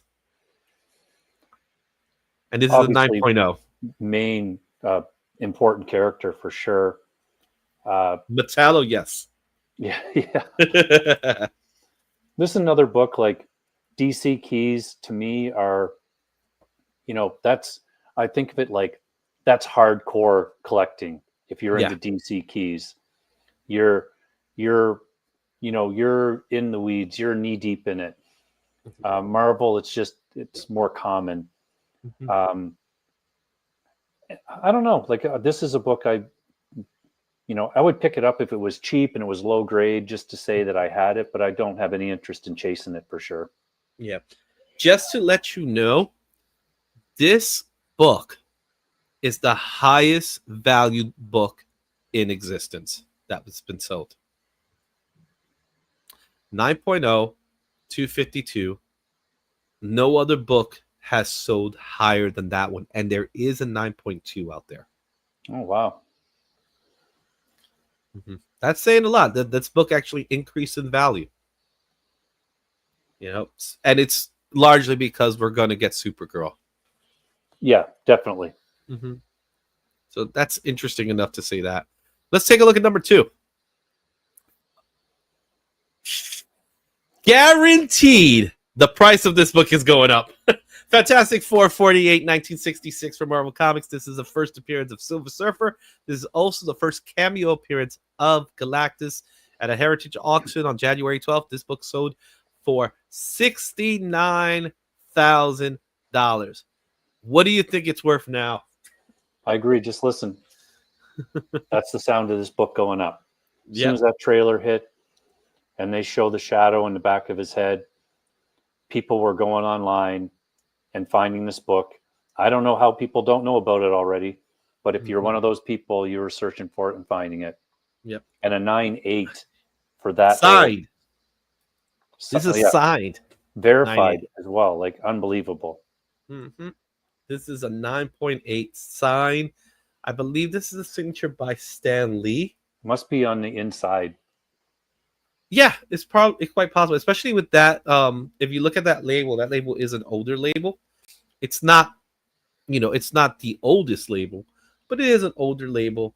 And heck, man, 9.8. Listen to this. This book at its height, not signed, went for $108,000. This person got a signed copy of Fantastic Four 48, signed by Stan Lee, for $69,000. That has got to be the deal of the century in this case. And right now they're just sitting back going, oh yeah. Resellability, baby. Mm-hmm. That is crazy. This book has probably gone up at least 10%. Yeah. That. Yeah.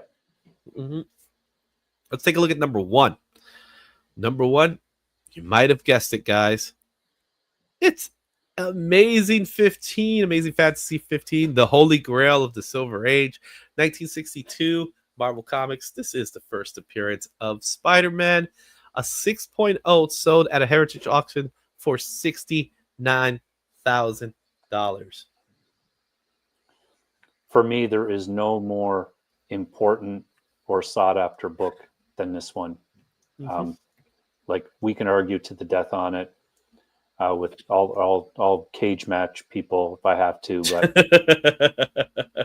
I just like so I have Marvel Spotlight #5. That's the first Ghost Rider, which nowhere near the significance, obviously, but it's still, when I hold it, it is the first time that it was released about Ghost Rider. Like, you're holding it in your hand, and multiply that exponentially for this book. Just, I'd love to own it one day. I think a lot of people feel the same way about this book. It's considered the Holy Grail because, as we talked about it earlier, this is a book that people feel like this is an attainable book, but they also feel like this is probably the most important book. This is really the most important book of the Silver Age. However, what's important to note is that it is attainable to many people's grasp. Like, it's not like something that I could just, take off my rent money and I can buy this book. But it's one of those books where it's like you want it so badly that you're willing to put an investment to get it, right? You're willing to give up an investment for it. And firsthand that this book's value is never really going to go down. It goes down, but it never really does truly go down. Like, just to give you insight, this book sold for $69,000. At its height, it was $75,000, which really isn't that much. It's really not that much more. No. But it was 65 before that, and it was 56. It was 66. It was 48. This book just keeps climbing up. And in 10 years, this book is going to be more. And in 15 years, it's going to be more. And in 20, it's never going to go down. It's going to have some highs and lows, yes. But the actual true value of this book will always maintain. Yeah. When you go to a show, and I'm sure you've been there, and you see a copy of this, or I've never actually held one, but if you hold one, you're going to feel better. Yeah, you definitely are. So there you have it. Spider-Man, Amazing Fantasy, #15, #1 for Silver Age. Oh boy. Oh, you ready? You ready for the big bucks? Yeah. For the. I'll be right back before you do this. All right, so we're gonna take a little break right here, guys. But as Shane does his thing, I just want to let everybody know we are still doing the show. We're getting to that point. We're wrapping up. I hope you enjoyed it. I hope you've hit that thumbs up. Make sure you share this show. Let people know about it. There will be a replay of this show. So if you guys want to see it again, or you want to show it off to people, it really helps me out. It helps the channel grow. We do super chats as well. And there will be a giveaway tonight. We are going to do the giveaway for the box. What can I tell you about the Golden Age that hasn't been told before? This is the year of 1938 to 1956. We are going to look at 6-figure books here. The books that you're going to see here, so all of them sold at Heritage Auction on January 12th for big bucks. And there are some major books on this list that when you see it, you're just gonna your eyes are gonna blow up. That's how big it is. I hope you guys there. I'm willing to talk to people in the chat if you guys want to talk to the chat. I'm waiting for Shane to come back. But how do you guys like the show so far? How do you like the monthly show? We are going to be doing this show on a monthly basis where we're going to give you all this information and stuff like that. I've been enjoying doing the data for this show, and I can't wait to do it for February of 2025. But in the meantime, what is it that you guys like? What is it that you guys enjoy? What do you want to know more about? If there's any critiques that you want to have, let me know in the chat. It looks like Shane's returning. Thank you. All right. No worries, man. No worries. We went longer than we were supposed to, of course. But it's time to talk about the Golden Age Chartbusters. These are the books that came out in 1938 to 1956. These are books that are six figures. So get ready for some bangers. Yeah. Starting with Action Comics number 7. This book came out in 1938 for DC Comics. This is the second Superman cover appearance. A 6.0 sold at Heritage Auction on January 12th for $75,000. This is also a conserved grade. Yeah. I mean, these books, you just, as a collector, you have to have an appreciation for them and the condition as well, even conserved. I mean, and again, you're talking such a niche market. You've got that person that buys the Action 1 and they're like, you know what I'm going to do? I want to get all the Action Comics. Like, I don't even know how many, if there's some in existence. That's how hard it is to find some of them. There cannot be many, given that the 1938, like, you know, I know that for sure during a certain time, and I don't remember the exact years, but they reduced the number of staples down to 2 or 1 sometimes. Yeah. Just to use the metal for the war effort. Yeah. And, you know, imagine a lot of the comics were probably destroyed then for the staples to be able to use them. It's just unbelievable. Well, no one looked at comics at that time as collectibles either. So they were manhandled for the most part. Yeah. You know, they were traded off, they were written on, they were cut out. A lot of things happened to these books, so that's why they're so super rare. But the golden age of comics, to have books from the golden age, even if it's insignificant, it has value. Yeah, well, I was just going to say, like, I own probably maybe 16 or 20 books from this era, and you know, they're not books that you could easily get them. They're $20 or $25. You can buy them, but they're like Looney Tunes or books like that. So not really superhero books. Yeah. But yeah, if you've got a golden age superhero book, it's going to be worth something for sure. Yeah. Let's take a look at our next book here. More Fun Comics 52, 1940 DC Comics. This is the first appearance of the Spectre. This also sold at the Heritage Auction on January 12th for $108,000 for 6.5. Maybe you can explain this to me. The price of this book and the character just do not seem to match up. I love the Spectre. I think he's a great character, but I don't really know why there isn't any subsequent issues that are worth this much money. I'm back. I don't know what happened. I honestly don't know what just happened. It just stopped. So let me get back here. Yeah, your Chartbusters. So yeah, everything reset itself. So I don't even know. That's weird. I've never experienced that. Going back to what you were saying, let's rewind the clock a little bit. Yeah. What was the question you had again? So what I was saying was, you look at this comic, and you know, first Spectre, which is great, and it just doesn't seem like it matches with the value. I love the Spectre. I think he's a great character, but look at his next appearance and the one after that. You can buy the whole 10-issue run of the Spectre in his kind of first solo series for a fraction of the cost of this.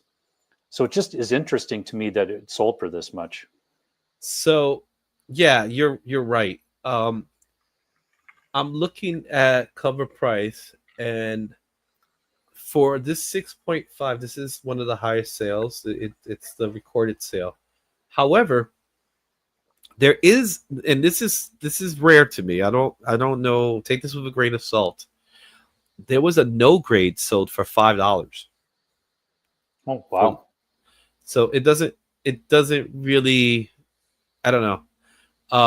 I don't know what it is really, but we only have 4 recorded sales for this book.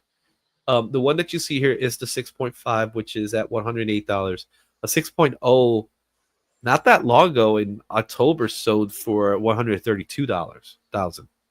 And then the 1.0 sold for 10,000. So it's still a highly expensive book.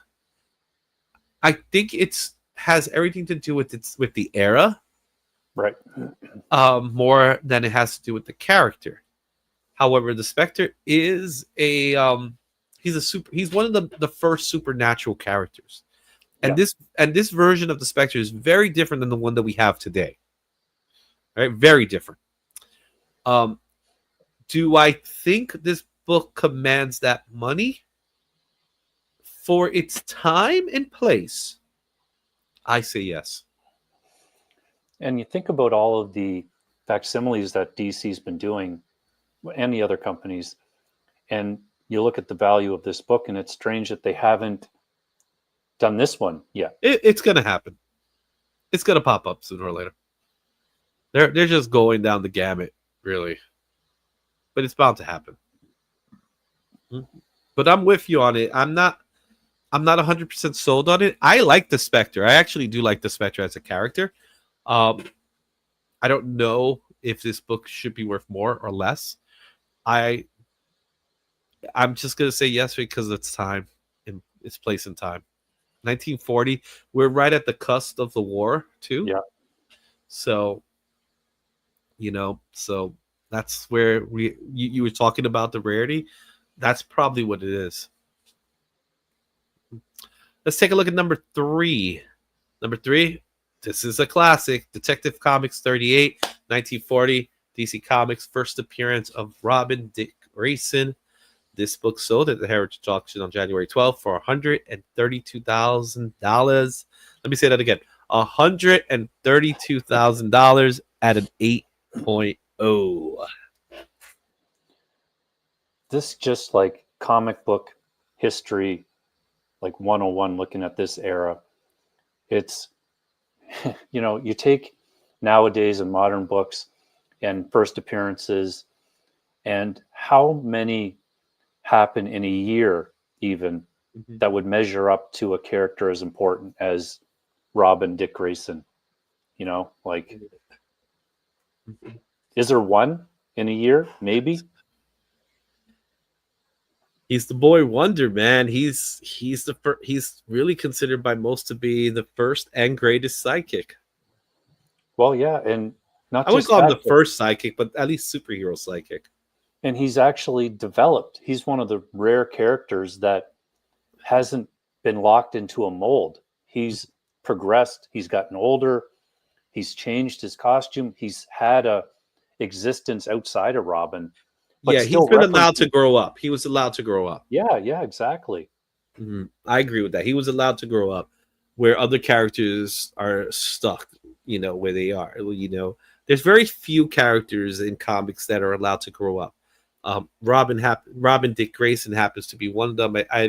Kitty Pryde, another one that's allowed to. She was allowed to grow up, but for the most part, a lot of them just stay where they are. I think Miles is going to stay the way he is for a while, Yeah. for a long time. Jubilee is going to stay the way she is, even though there are signs of her growing older. But I'm pretty sure they're going to DH her again in some weird way. Yeah. But you have to try not to think about it too much, but you look at this appearance and Robin is like what, 12 or 13 maybe. he actually looks younger in And this appearance. that would you'd lock Batman in at an age. Then if you fast forward to now and say that Nightwing is 30, 34, that would put Batman at like 65 or whatever, and he's definitely not. So you can see the disparage there, that Robin's was allowed to progress, but Batman has done very little, even though they are doing the storyline where he's getting older. He had to get the serum to be a little bit younger and all that. But yeah, very interesting. I love comics. You gotta love comics. So Detective Comics 38, the first appearance of the Boy Wonder Robin for $132,000. Oh my goodness. It's amazing. Like a point three goes for 4,800. That's how expensive this book is. You know what I mean? Oh man. You know, and this is the highest known value of a growth. This is it. Highest known value. So it's just top the charts. And there was up K-pop. Holy moly. Yeah, you said it best. It took the words right out of my mouth. Let's take a look at number 2 in this list. Suspense Comics number 3. This came out in 1944 for Continental Comics. This is a classic bondage cover, 4.0, sold at the Heritage Auctions for $156,000. Oh, Izzy. So I don't know if you watched it, but I did a video with a friend of mine, Jenny, and she's very new to comic collecting, but really loves it. And she really likes Wonder Woman. And we were at a Comic-Con and she was looking through covers and she was kind of wondering why there was a difference in the prices of some. And I just, flatly told her, if Wonder Woman is tied up, they're more money. And she had no idea about that. Like, she's like, what are you talking about? I'm like, well, it's a bondage cover. Mm-hmm. If any character is tied up, especially, a woman, it's going to be worth more. And, I mean, that's a lot of money to pay for, especially that cover too. And you know what? For the price that it went for, I'm just gonna throw you what surrounding prices are worth. So 1.5 went for 51,600 on June 2024. A 4.5 higher grade than this one sold at $55,200 on April 22nd, 22. 11,000 in 2003. Well, that was a long time ago. A 5.0 sold for 52,800 back in March of 2020. This book at this grade is an outlier. Yeah, it's really strange that hearing those numbers that it's gone like that. This one is so much higher. It's really strange. This book is $100,000 more than the last sold 4.5.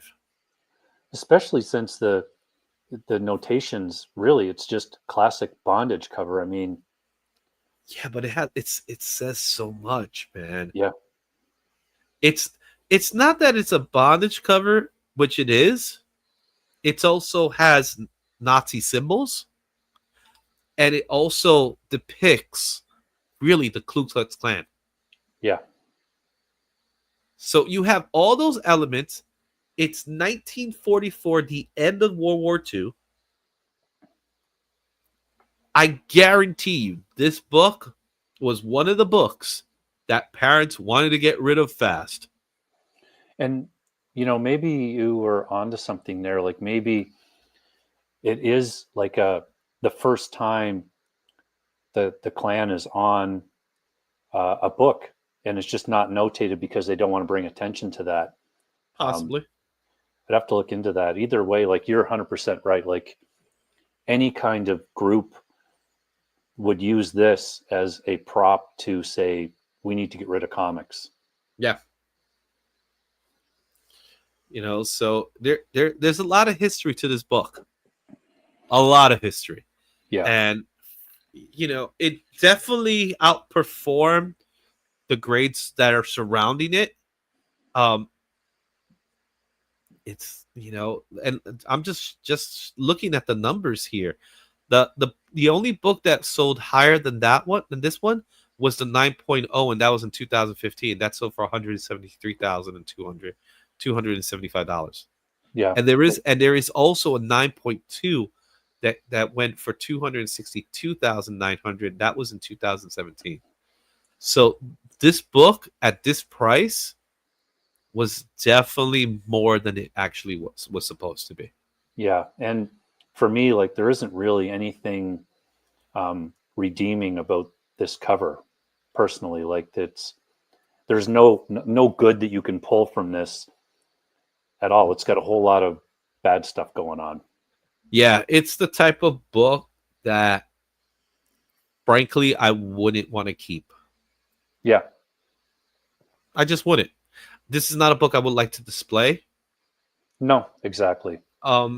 Largely because I don't want someone walking in to my home, seeing that book, not knowing its significance. Really, let's be honest, the significance of the book, right? I don't want anybody seeing this book in my wall and say, Yeah. "What you doing with that?" Well, You get what I'm saying? let's look at it. So I'm a huge haunted tank fan.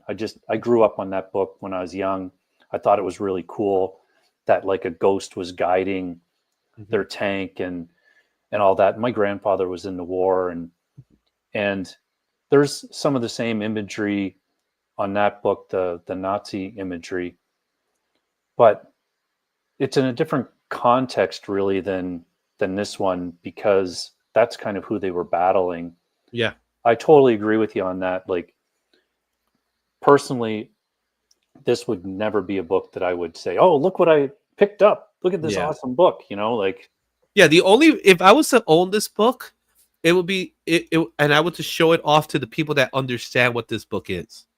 So this is a book you would show off in like Only Slabs, right?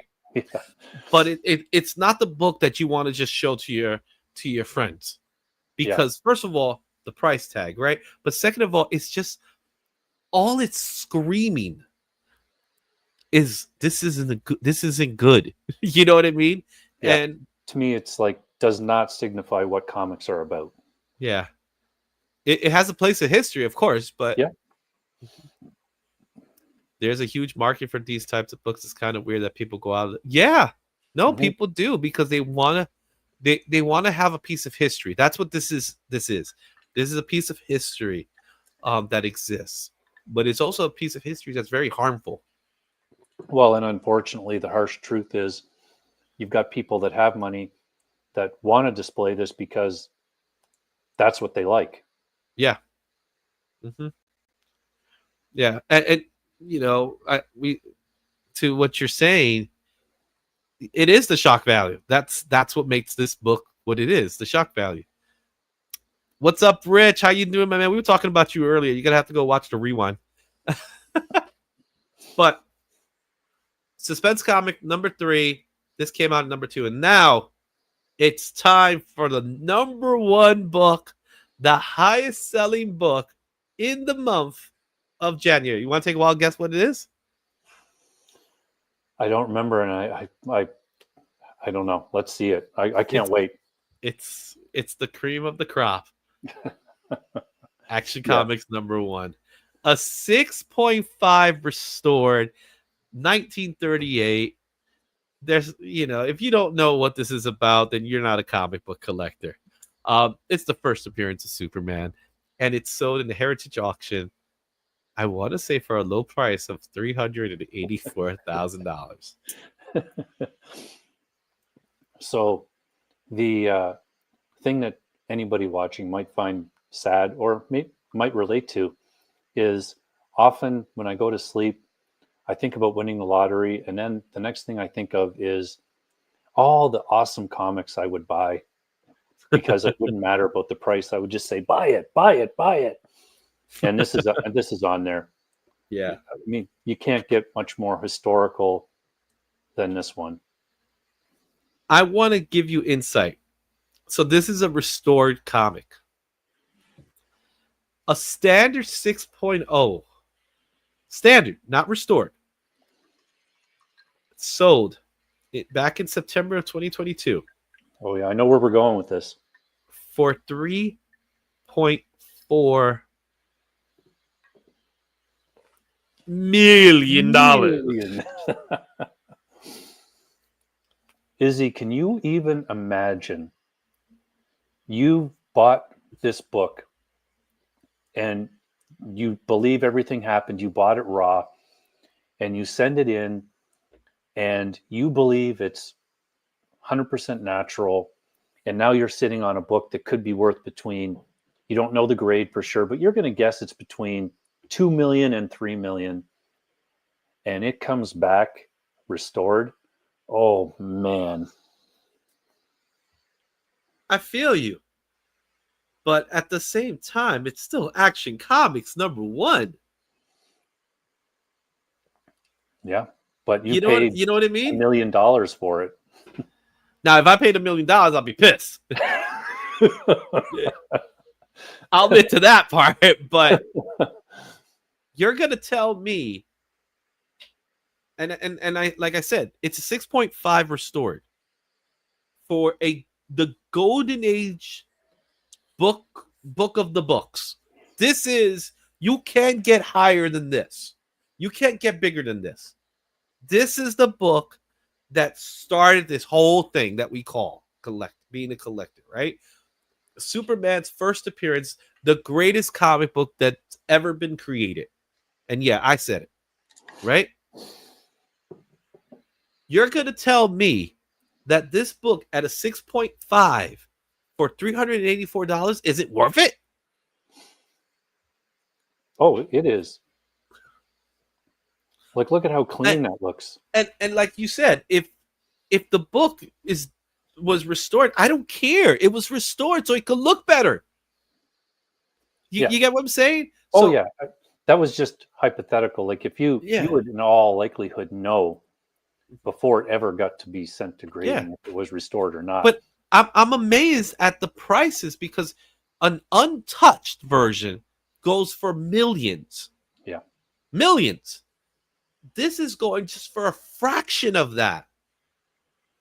A fraction of that. Because I'm looking at this list now, and 9.0 restored goes for $794,000. That's what's the last sale. That was in December. Right? This one, I'm willing to bet this is the same book. This one was $324,000. So I'm the seller. The seller bought this book back in October, and he made a profit. Yeah. Made a profit. That's a win. That's a win. I would love to have this book. But unfortunately, I'm gonna have to sell it because I can't afford that thing to be here. No. Not in this apartment, but you know what I mean? But I'll probably use it to buy a house or something like that. I would love to own it, but my life comes first. Yeah, exactly. And if you feel differently in the chat, you let me know. But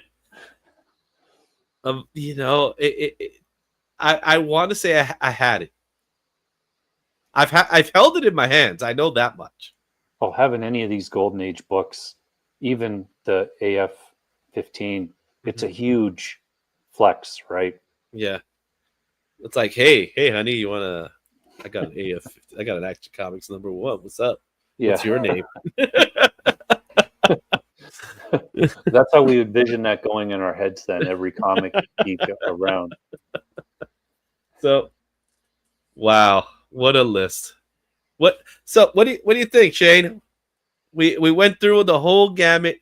I love the fact that in our very first show, we get an Action Comics #1. Yeah. That's pretty cool. And an AF-15 as well. I know.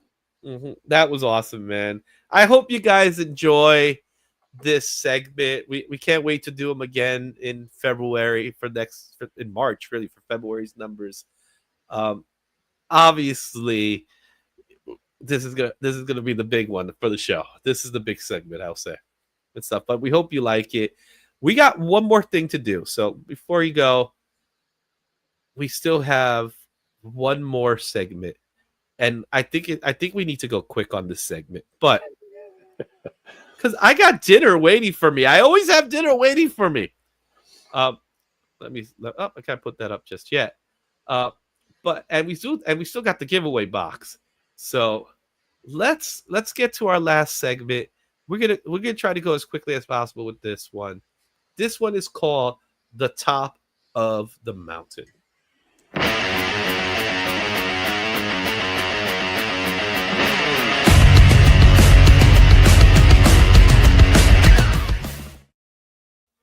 Top of the mountain. We gotta put it this way.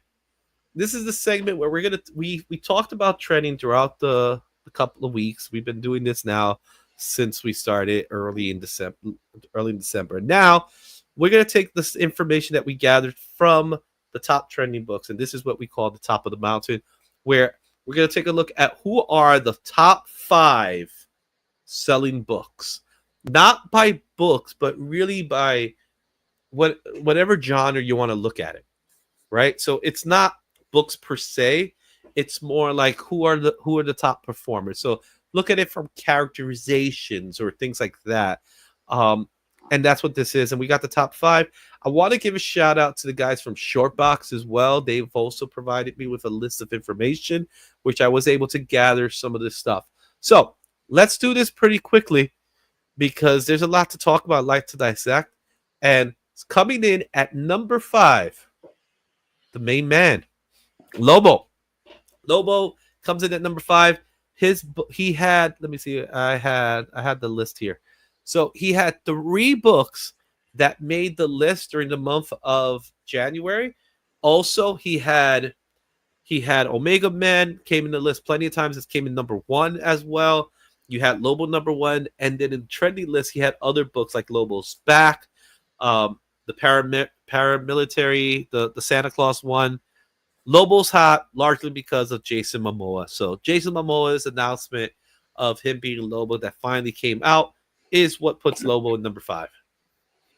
You know that right now, somewhere in the DC office, they are trying to figure out how to do an absolute Lobo book. Hey, they just introduced Omega Men. Exactly. Greatest team in comics. I want to be the first to say that. That's number 5, Lobo. Number 4, Spawn. Now, Spawn is an interesting one because, let's face it, it's Todd McFarlane, right? He returned to writing. Mark Spears' books as well has driven the price of Spawn, as well as some Comic-Con exclusives. Right now, there's a Comic-Con exclusive from MegaCon for Spawn comic, and that's been bringing up this book. And Spawn just happens to be a top tier character. What's your thoughts on Spawn? Well, he's done a really cool thing in that they've taken this whole idea of universes at Image. They've got the Energon, they've got the Ghost Machine, and they have the Spawn universe. And the books that they've been releasing in this universe have been really good. I've read the Violator one. It's excellent. Top to bottom, art is good, story's good. The Monolith one was good. The Misery one was pretty good. And then you have the surrounding characters, Scorched, Gunslinger, and basically Spawn, and also now Rat City. Mm-hmm. So it's firing on all cylinders, really. I love it. And when you look at an Image book, and especially a Spawn, you've got McFarlane all over it because you've got the gatefold pages, you've got the cool art. No matter what, it's good. So there's always interest in Spawn. Yeah, there's this heightened level for Spawn right now that it's been there. Don't get me wrong, it's been there, but now it's kind of like it's climbing up again. And there's this demand for Spawn, largely because of Todd, because of the Todd Fowler. Todd McFarlane has been going out and being a spokesperson for the comic book community in ways we have not seen anyone else do it before. Not since Stan Lee. He's become the new face of comics. Exactly. And I think a lot of it is because he's really seen, we all, like, despite knowing that he's very well off now, Mhm. Like, because of everything that happened with Marvel and starting Image, he's really always kind of like the underdog. Mhm. Like, you're like, you want him to do well. You want there to be a Spawn movie. You want him to do it.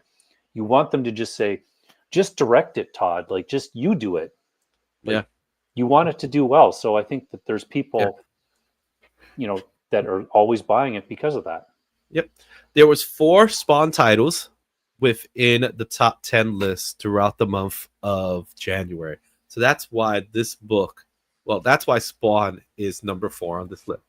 Number 3 on this list, anything that had to do with Daredevil Born Again. Daredevil Born Again had 5 titles in the top 10 list. First appearance of Muse, first cover appearance of Muse, The Punisher. Those books were on demand. And we're not even counting Daredevil #1. We're not counting Spider-Man 50, the first appearance of Kingpin. Those books were also hot and were also selling. Uh, there's still demand for this because the show has not come out yet, which we might still see Daredevil Born Again titles within the top 10. We're starting to see the first appearance of White Tiger starting to creep in now, and there's more books that are coming into this list. Therefore, Daredevil Born Again, anything related to Daredevil Born Again, precisely the Muse and Punisher, those two particular, has made Daredevil Born Again number 3 on the top of the mountain. So, two things. First one, hard for everybody to get, but we talked about it briefly. The MegaCon Vincent D'Onofrio variant of a book with him on the cover is excellent. I think it's going to be a book that people want to get that are interested in the show. Yeah. Second one is, I don't know if it's just released or if it was released in the previews, but there is a Momoko cover for Born Again, a series that's coming out, a new Daredevil or Daredevil issue. I can't remember exactly. I'll have to look it up. Yeah. But it's just a headshot of Muse. It's an amazing cover. And Yeah. I think that issue is going to be something that people are going to want to pick up. Yeah. There's also a New York Comic Con exclusive of the first appearance of Muse, which is Daredevil 14. It was a David Mack cover. That one hasn't really gained any steam, but I could see that book creep its way in because of the show, because it is a direct cover to Born Again. Yeah. So that's another book that you'd be on the lookout for. I do think that book is going to start climbing the charts. Yeah. All right. That Momoko, just before we go, is Daredevil Unleash Hell 3, if you're interested in trying to find it. Yeah. Our next set of books, I'm super happy to mention, because there was a little guy that I like a lot, and his name is Jeff. But coming in at number 2, anything that said Marvel Rivals on it. So Marvel Rivals had, and I kid you not, 10 titles within the month of January, whether it was Storm, Magic, Venom, Amazing Spider-Man, and all these Marvel Rivals variants. Also, Jeff titles, the Jeff verse, Jeff itself, Peach Momoko Jeff, Scarlet Witch Jeff, or Galactica Jeff. So we had 10 titles within the month of January that made it to the top 10 list week over week over week. And Marvel Rivals was the really the catalyst to all of this. Yeah. And again, this is another story where the covers come out that first week, all those ones that you just mentioned, Venom, Magic, and I think it was the Spider-Man one. I'm not sure. Yeah, it was Spider-Man. I had them all in my hand, and I'm like, video game covers, whatever, put them back. Then fast forward 2 weeks, I'm getting messages from the store I go to, and they're like, oh, there's all these Rivals covers. Like, how many do you want? And I'm like, give me 2 of all of them. Is that your new TMNT? Yes, exactly. I'm not letting that happen. So I just say, give me 2 of all of them. I'll take them. Yeah. Yeah, it's caught fire in such a way that we haven't seen in a very long time. I didn't even mention the Fantastic Four books with Malice, first appearance of Malice, just because she made it. So that's another book that's in the that came into the list. But Marvel Rivals is currently on fire, and it doesn't seem to stop anytime soon. We'll still see some more coming up. All right, and number one. You know what? I had you guess before. I don't think you're gonna guess because I think you know already the answer. What's number one? We know. Just show it. Everybody should know if they're watching this on the rewind or watching it now. They're all like, it's got to be. Mark Spears is on the top of the mountain this month with 11 titles, all reaching the top 10 list week over week over week. Whether it's Monsters 1, Monsters 2, Monsters 3, the variants, it could be Spawn, it could be Gunslinger. His Lobo? covers, Lobo, Superwoman. When will the Mark Spears hype stop? I don't know. It's continuing to build right now. And again, something to watch out for that you might still be able to order is the relaunch of Vampirilla. Number 1 is going to be a Spears cover, or there's going to be a variant. Yeah. I just imagine I symbolize stuff in movies a lot. Mark Spears, to me, not that he hasn't had a long career. We did cover that in one of your spotlights, but it's like Pretty Woman when she goes and the store attendant like just kind of poo-poos her off, and then she goes back later and gets everything she wants. Mark Spears on the top of the world right now. Yeah, he really is. So it's crazy seeing it, but there you have it, guys. Mark Spears, number 1. He's on the top of the mountain for the month of January. Will he be on top of the mountain for February? Signs are starting to point that he will be. So we probably will see him again on this list. But Mark Spears, number 1, he's on the top of the mountain. And that does it. We did it. We have one more thing to finalize, but we did it. Let's do our giveaway. Yeah.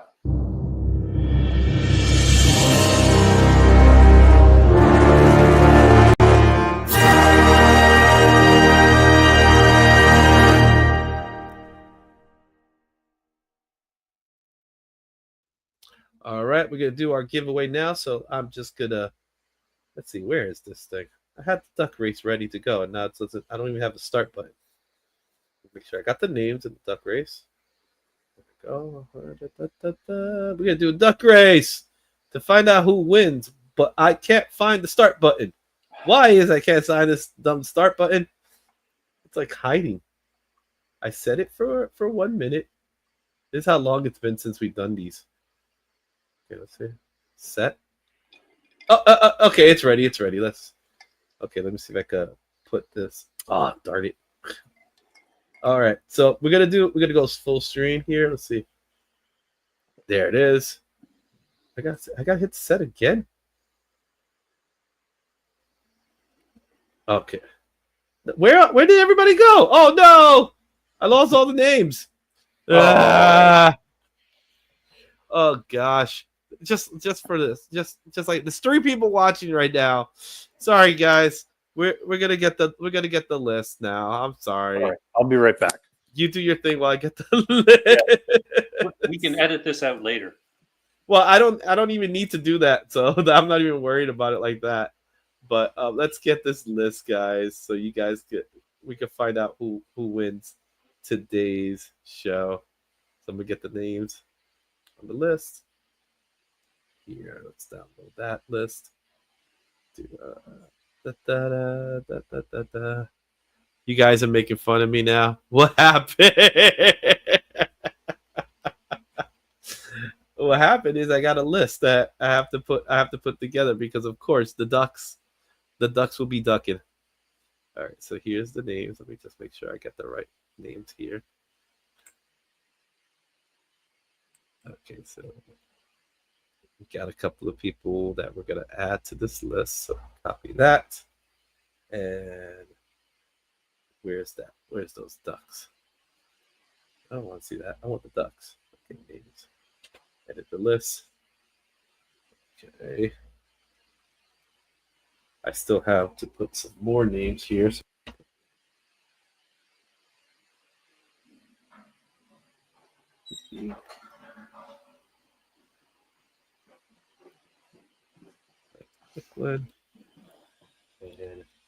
All right. It probably, I did it. I got the list. It probably dropped off when you. Yeah, maybe. All right. Now I could do this. Let's remove that. Let's present the duck race because I'm super hungry. I don't know about you. So we got our duck race. Okay. Today, let's find out who wins the piece. Pieces, actually. What the? I hit the right number. You guys did. What the hell? What the heck's going on here? It won't let me start now. Click start. It just opens up a new installer. What the hell? I've never experienced this before. I can't. I go to hit start. Let me see if this works.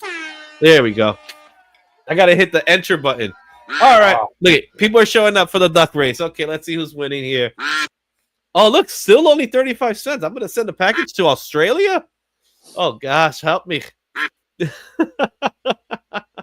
at Daniel Carpenter. He's on. He's. Oh boy. I'm seeing something down there at the bottom in number 3, the 3 duck. Oh, look, A Torres. Look at the comic vet. Chris the comic vet. What's gonna happen here? Wait. Sean, is that Sean? Sean Simple? Is he gonna win this? This is anybody's race, right? To be honest, look at Lords of Brooklyn. Jean Malone. Everybody's like moving it all. If it Alex. So Alex Lodenmeyer just signed up. He is the newest member of the Rat Pack, and he was today's winner. Congratulations, Alex. That to me is very impressive. And literally he was here for a lot of the show too. He signed up for like 2 days ago or something like that. So it's awesome. Congratulations, Alex. I'll reach out to you on not on Facebook. You hear me that? I'll reach out to you on Instagram to get your information. Wow, that to me is pretty impressive. Congratulations. Shane, yeah, new member wins. What a win for it. Right. Literally, he signed up 4 days ago. 4 days ago, he signed up. So perfect, good timing, man. Congratulations once again. Shane, it's been a long one. We're about to hit 3 hours. We wanted to finish by 9, and we couldn't because we were so into these books. Yeah. But it was fun. I can't wait to go back and just do the replays and get them out there so you guys can see them again. But Shane, where can people find you? I'm over on Instagram and I'm on YouTube. I hang out with you on Monday, which is awesome. I'm on the Comic Vet Show on Wednesday. Show us what you got. I do all of my usual things on Wednesday. I release them. I release stuff on Sunday and I release stuff on Monday. Awesome.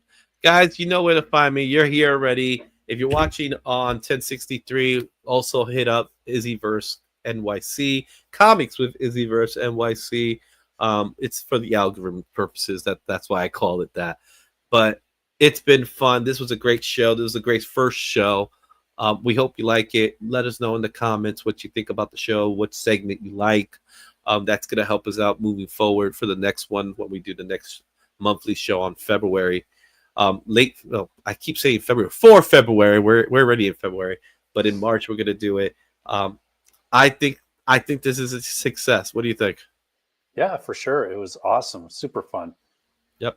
And there's only one more thing to say, and that's thank you guys. We'll see you soon. Excelsior.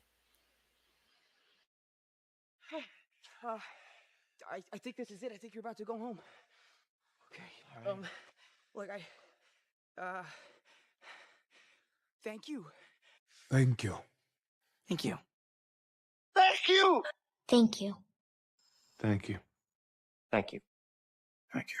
Oh, thank you. Thank you. Thank you. Thank you. Thank you. Thank you. Thank you. Thank you. Thank you. Thank you. Thank you. Thank you. Thank you. Thank you. I never said thank you.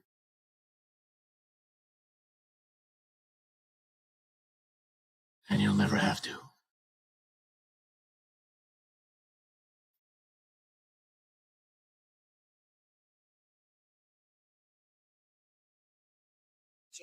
Thank you. Thank you. Thank you. Thank you.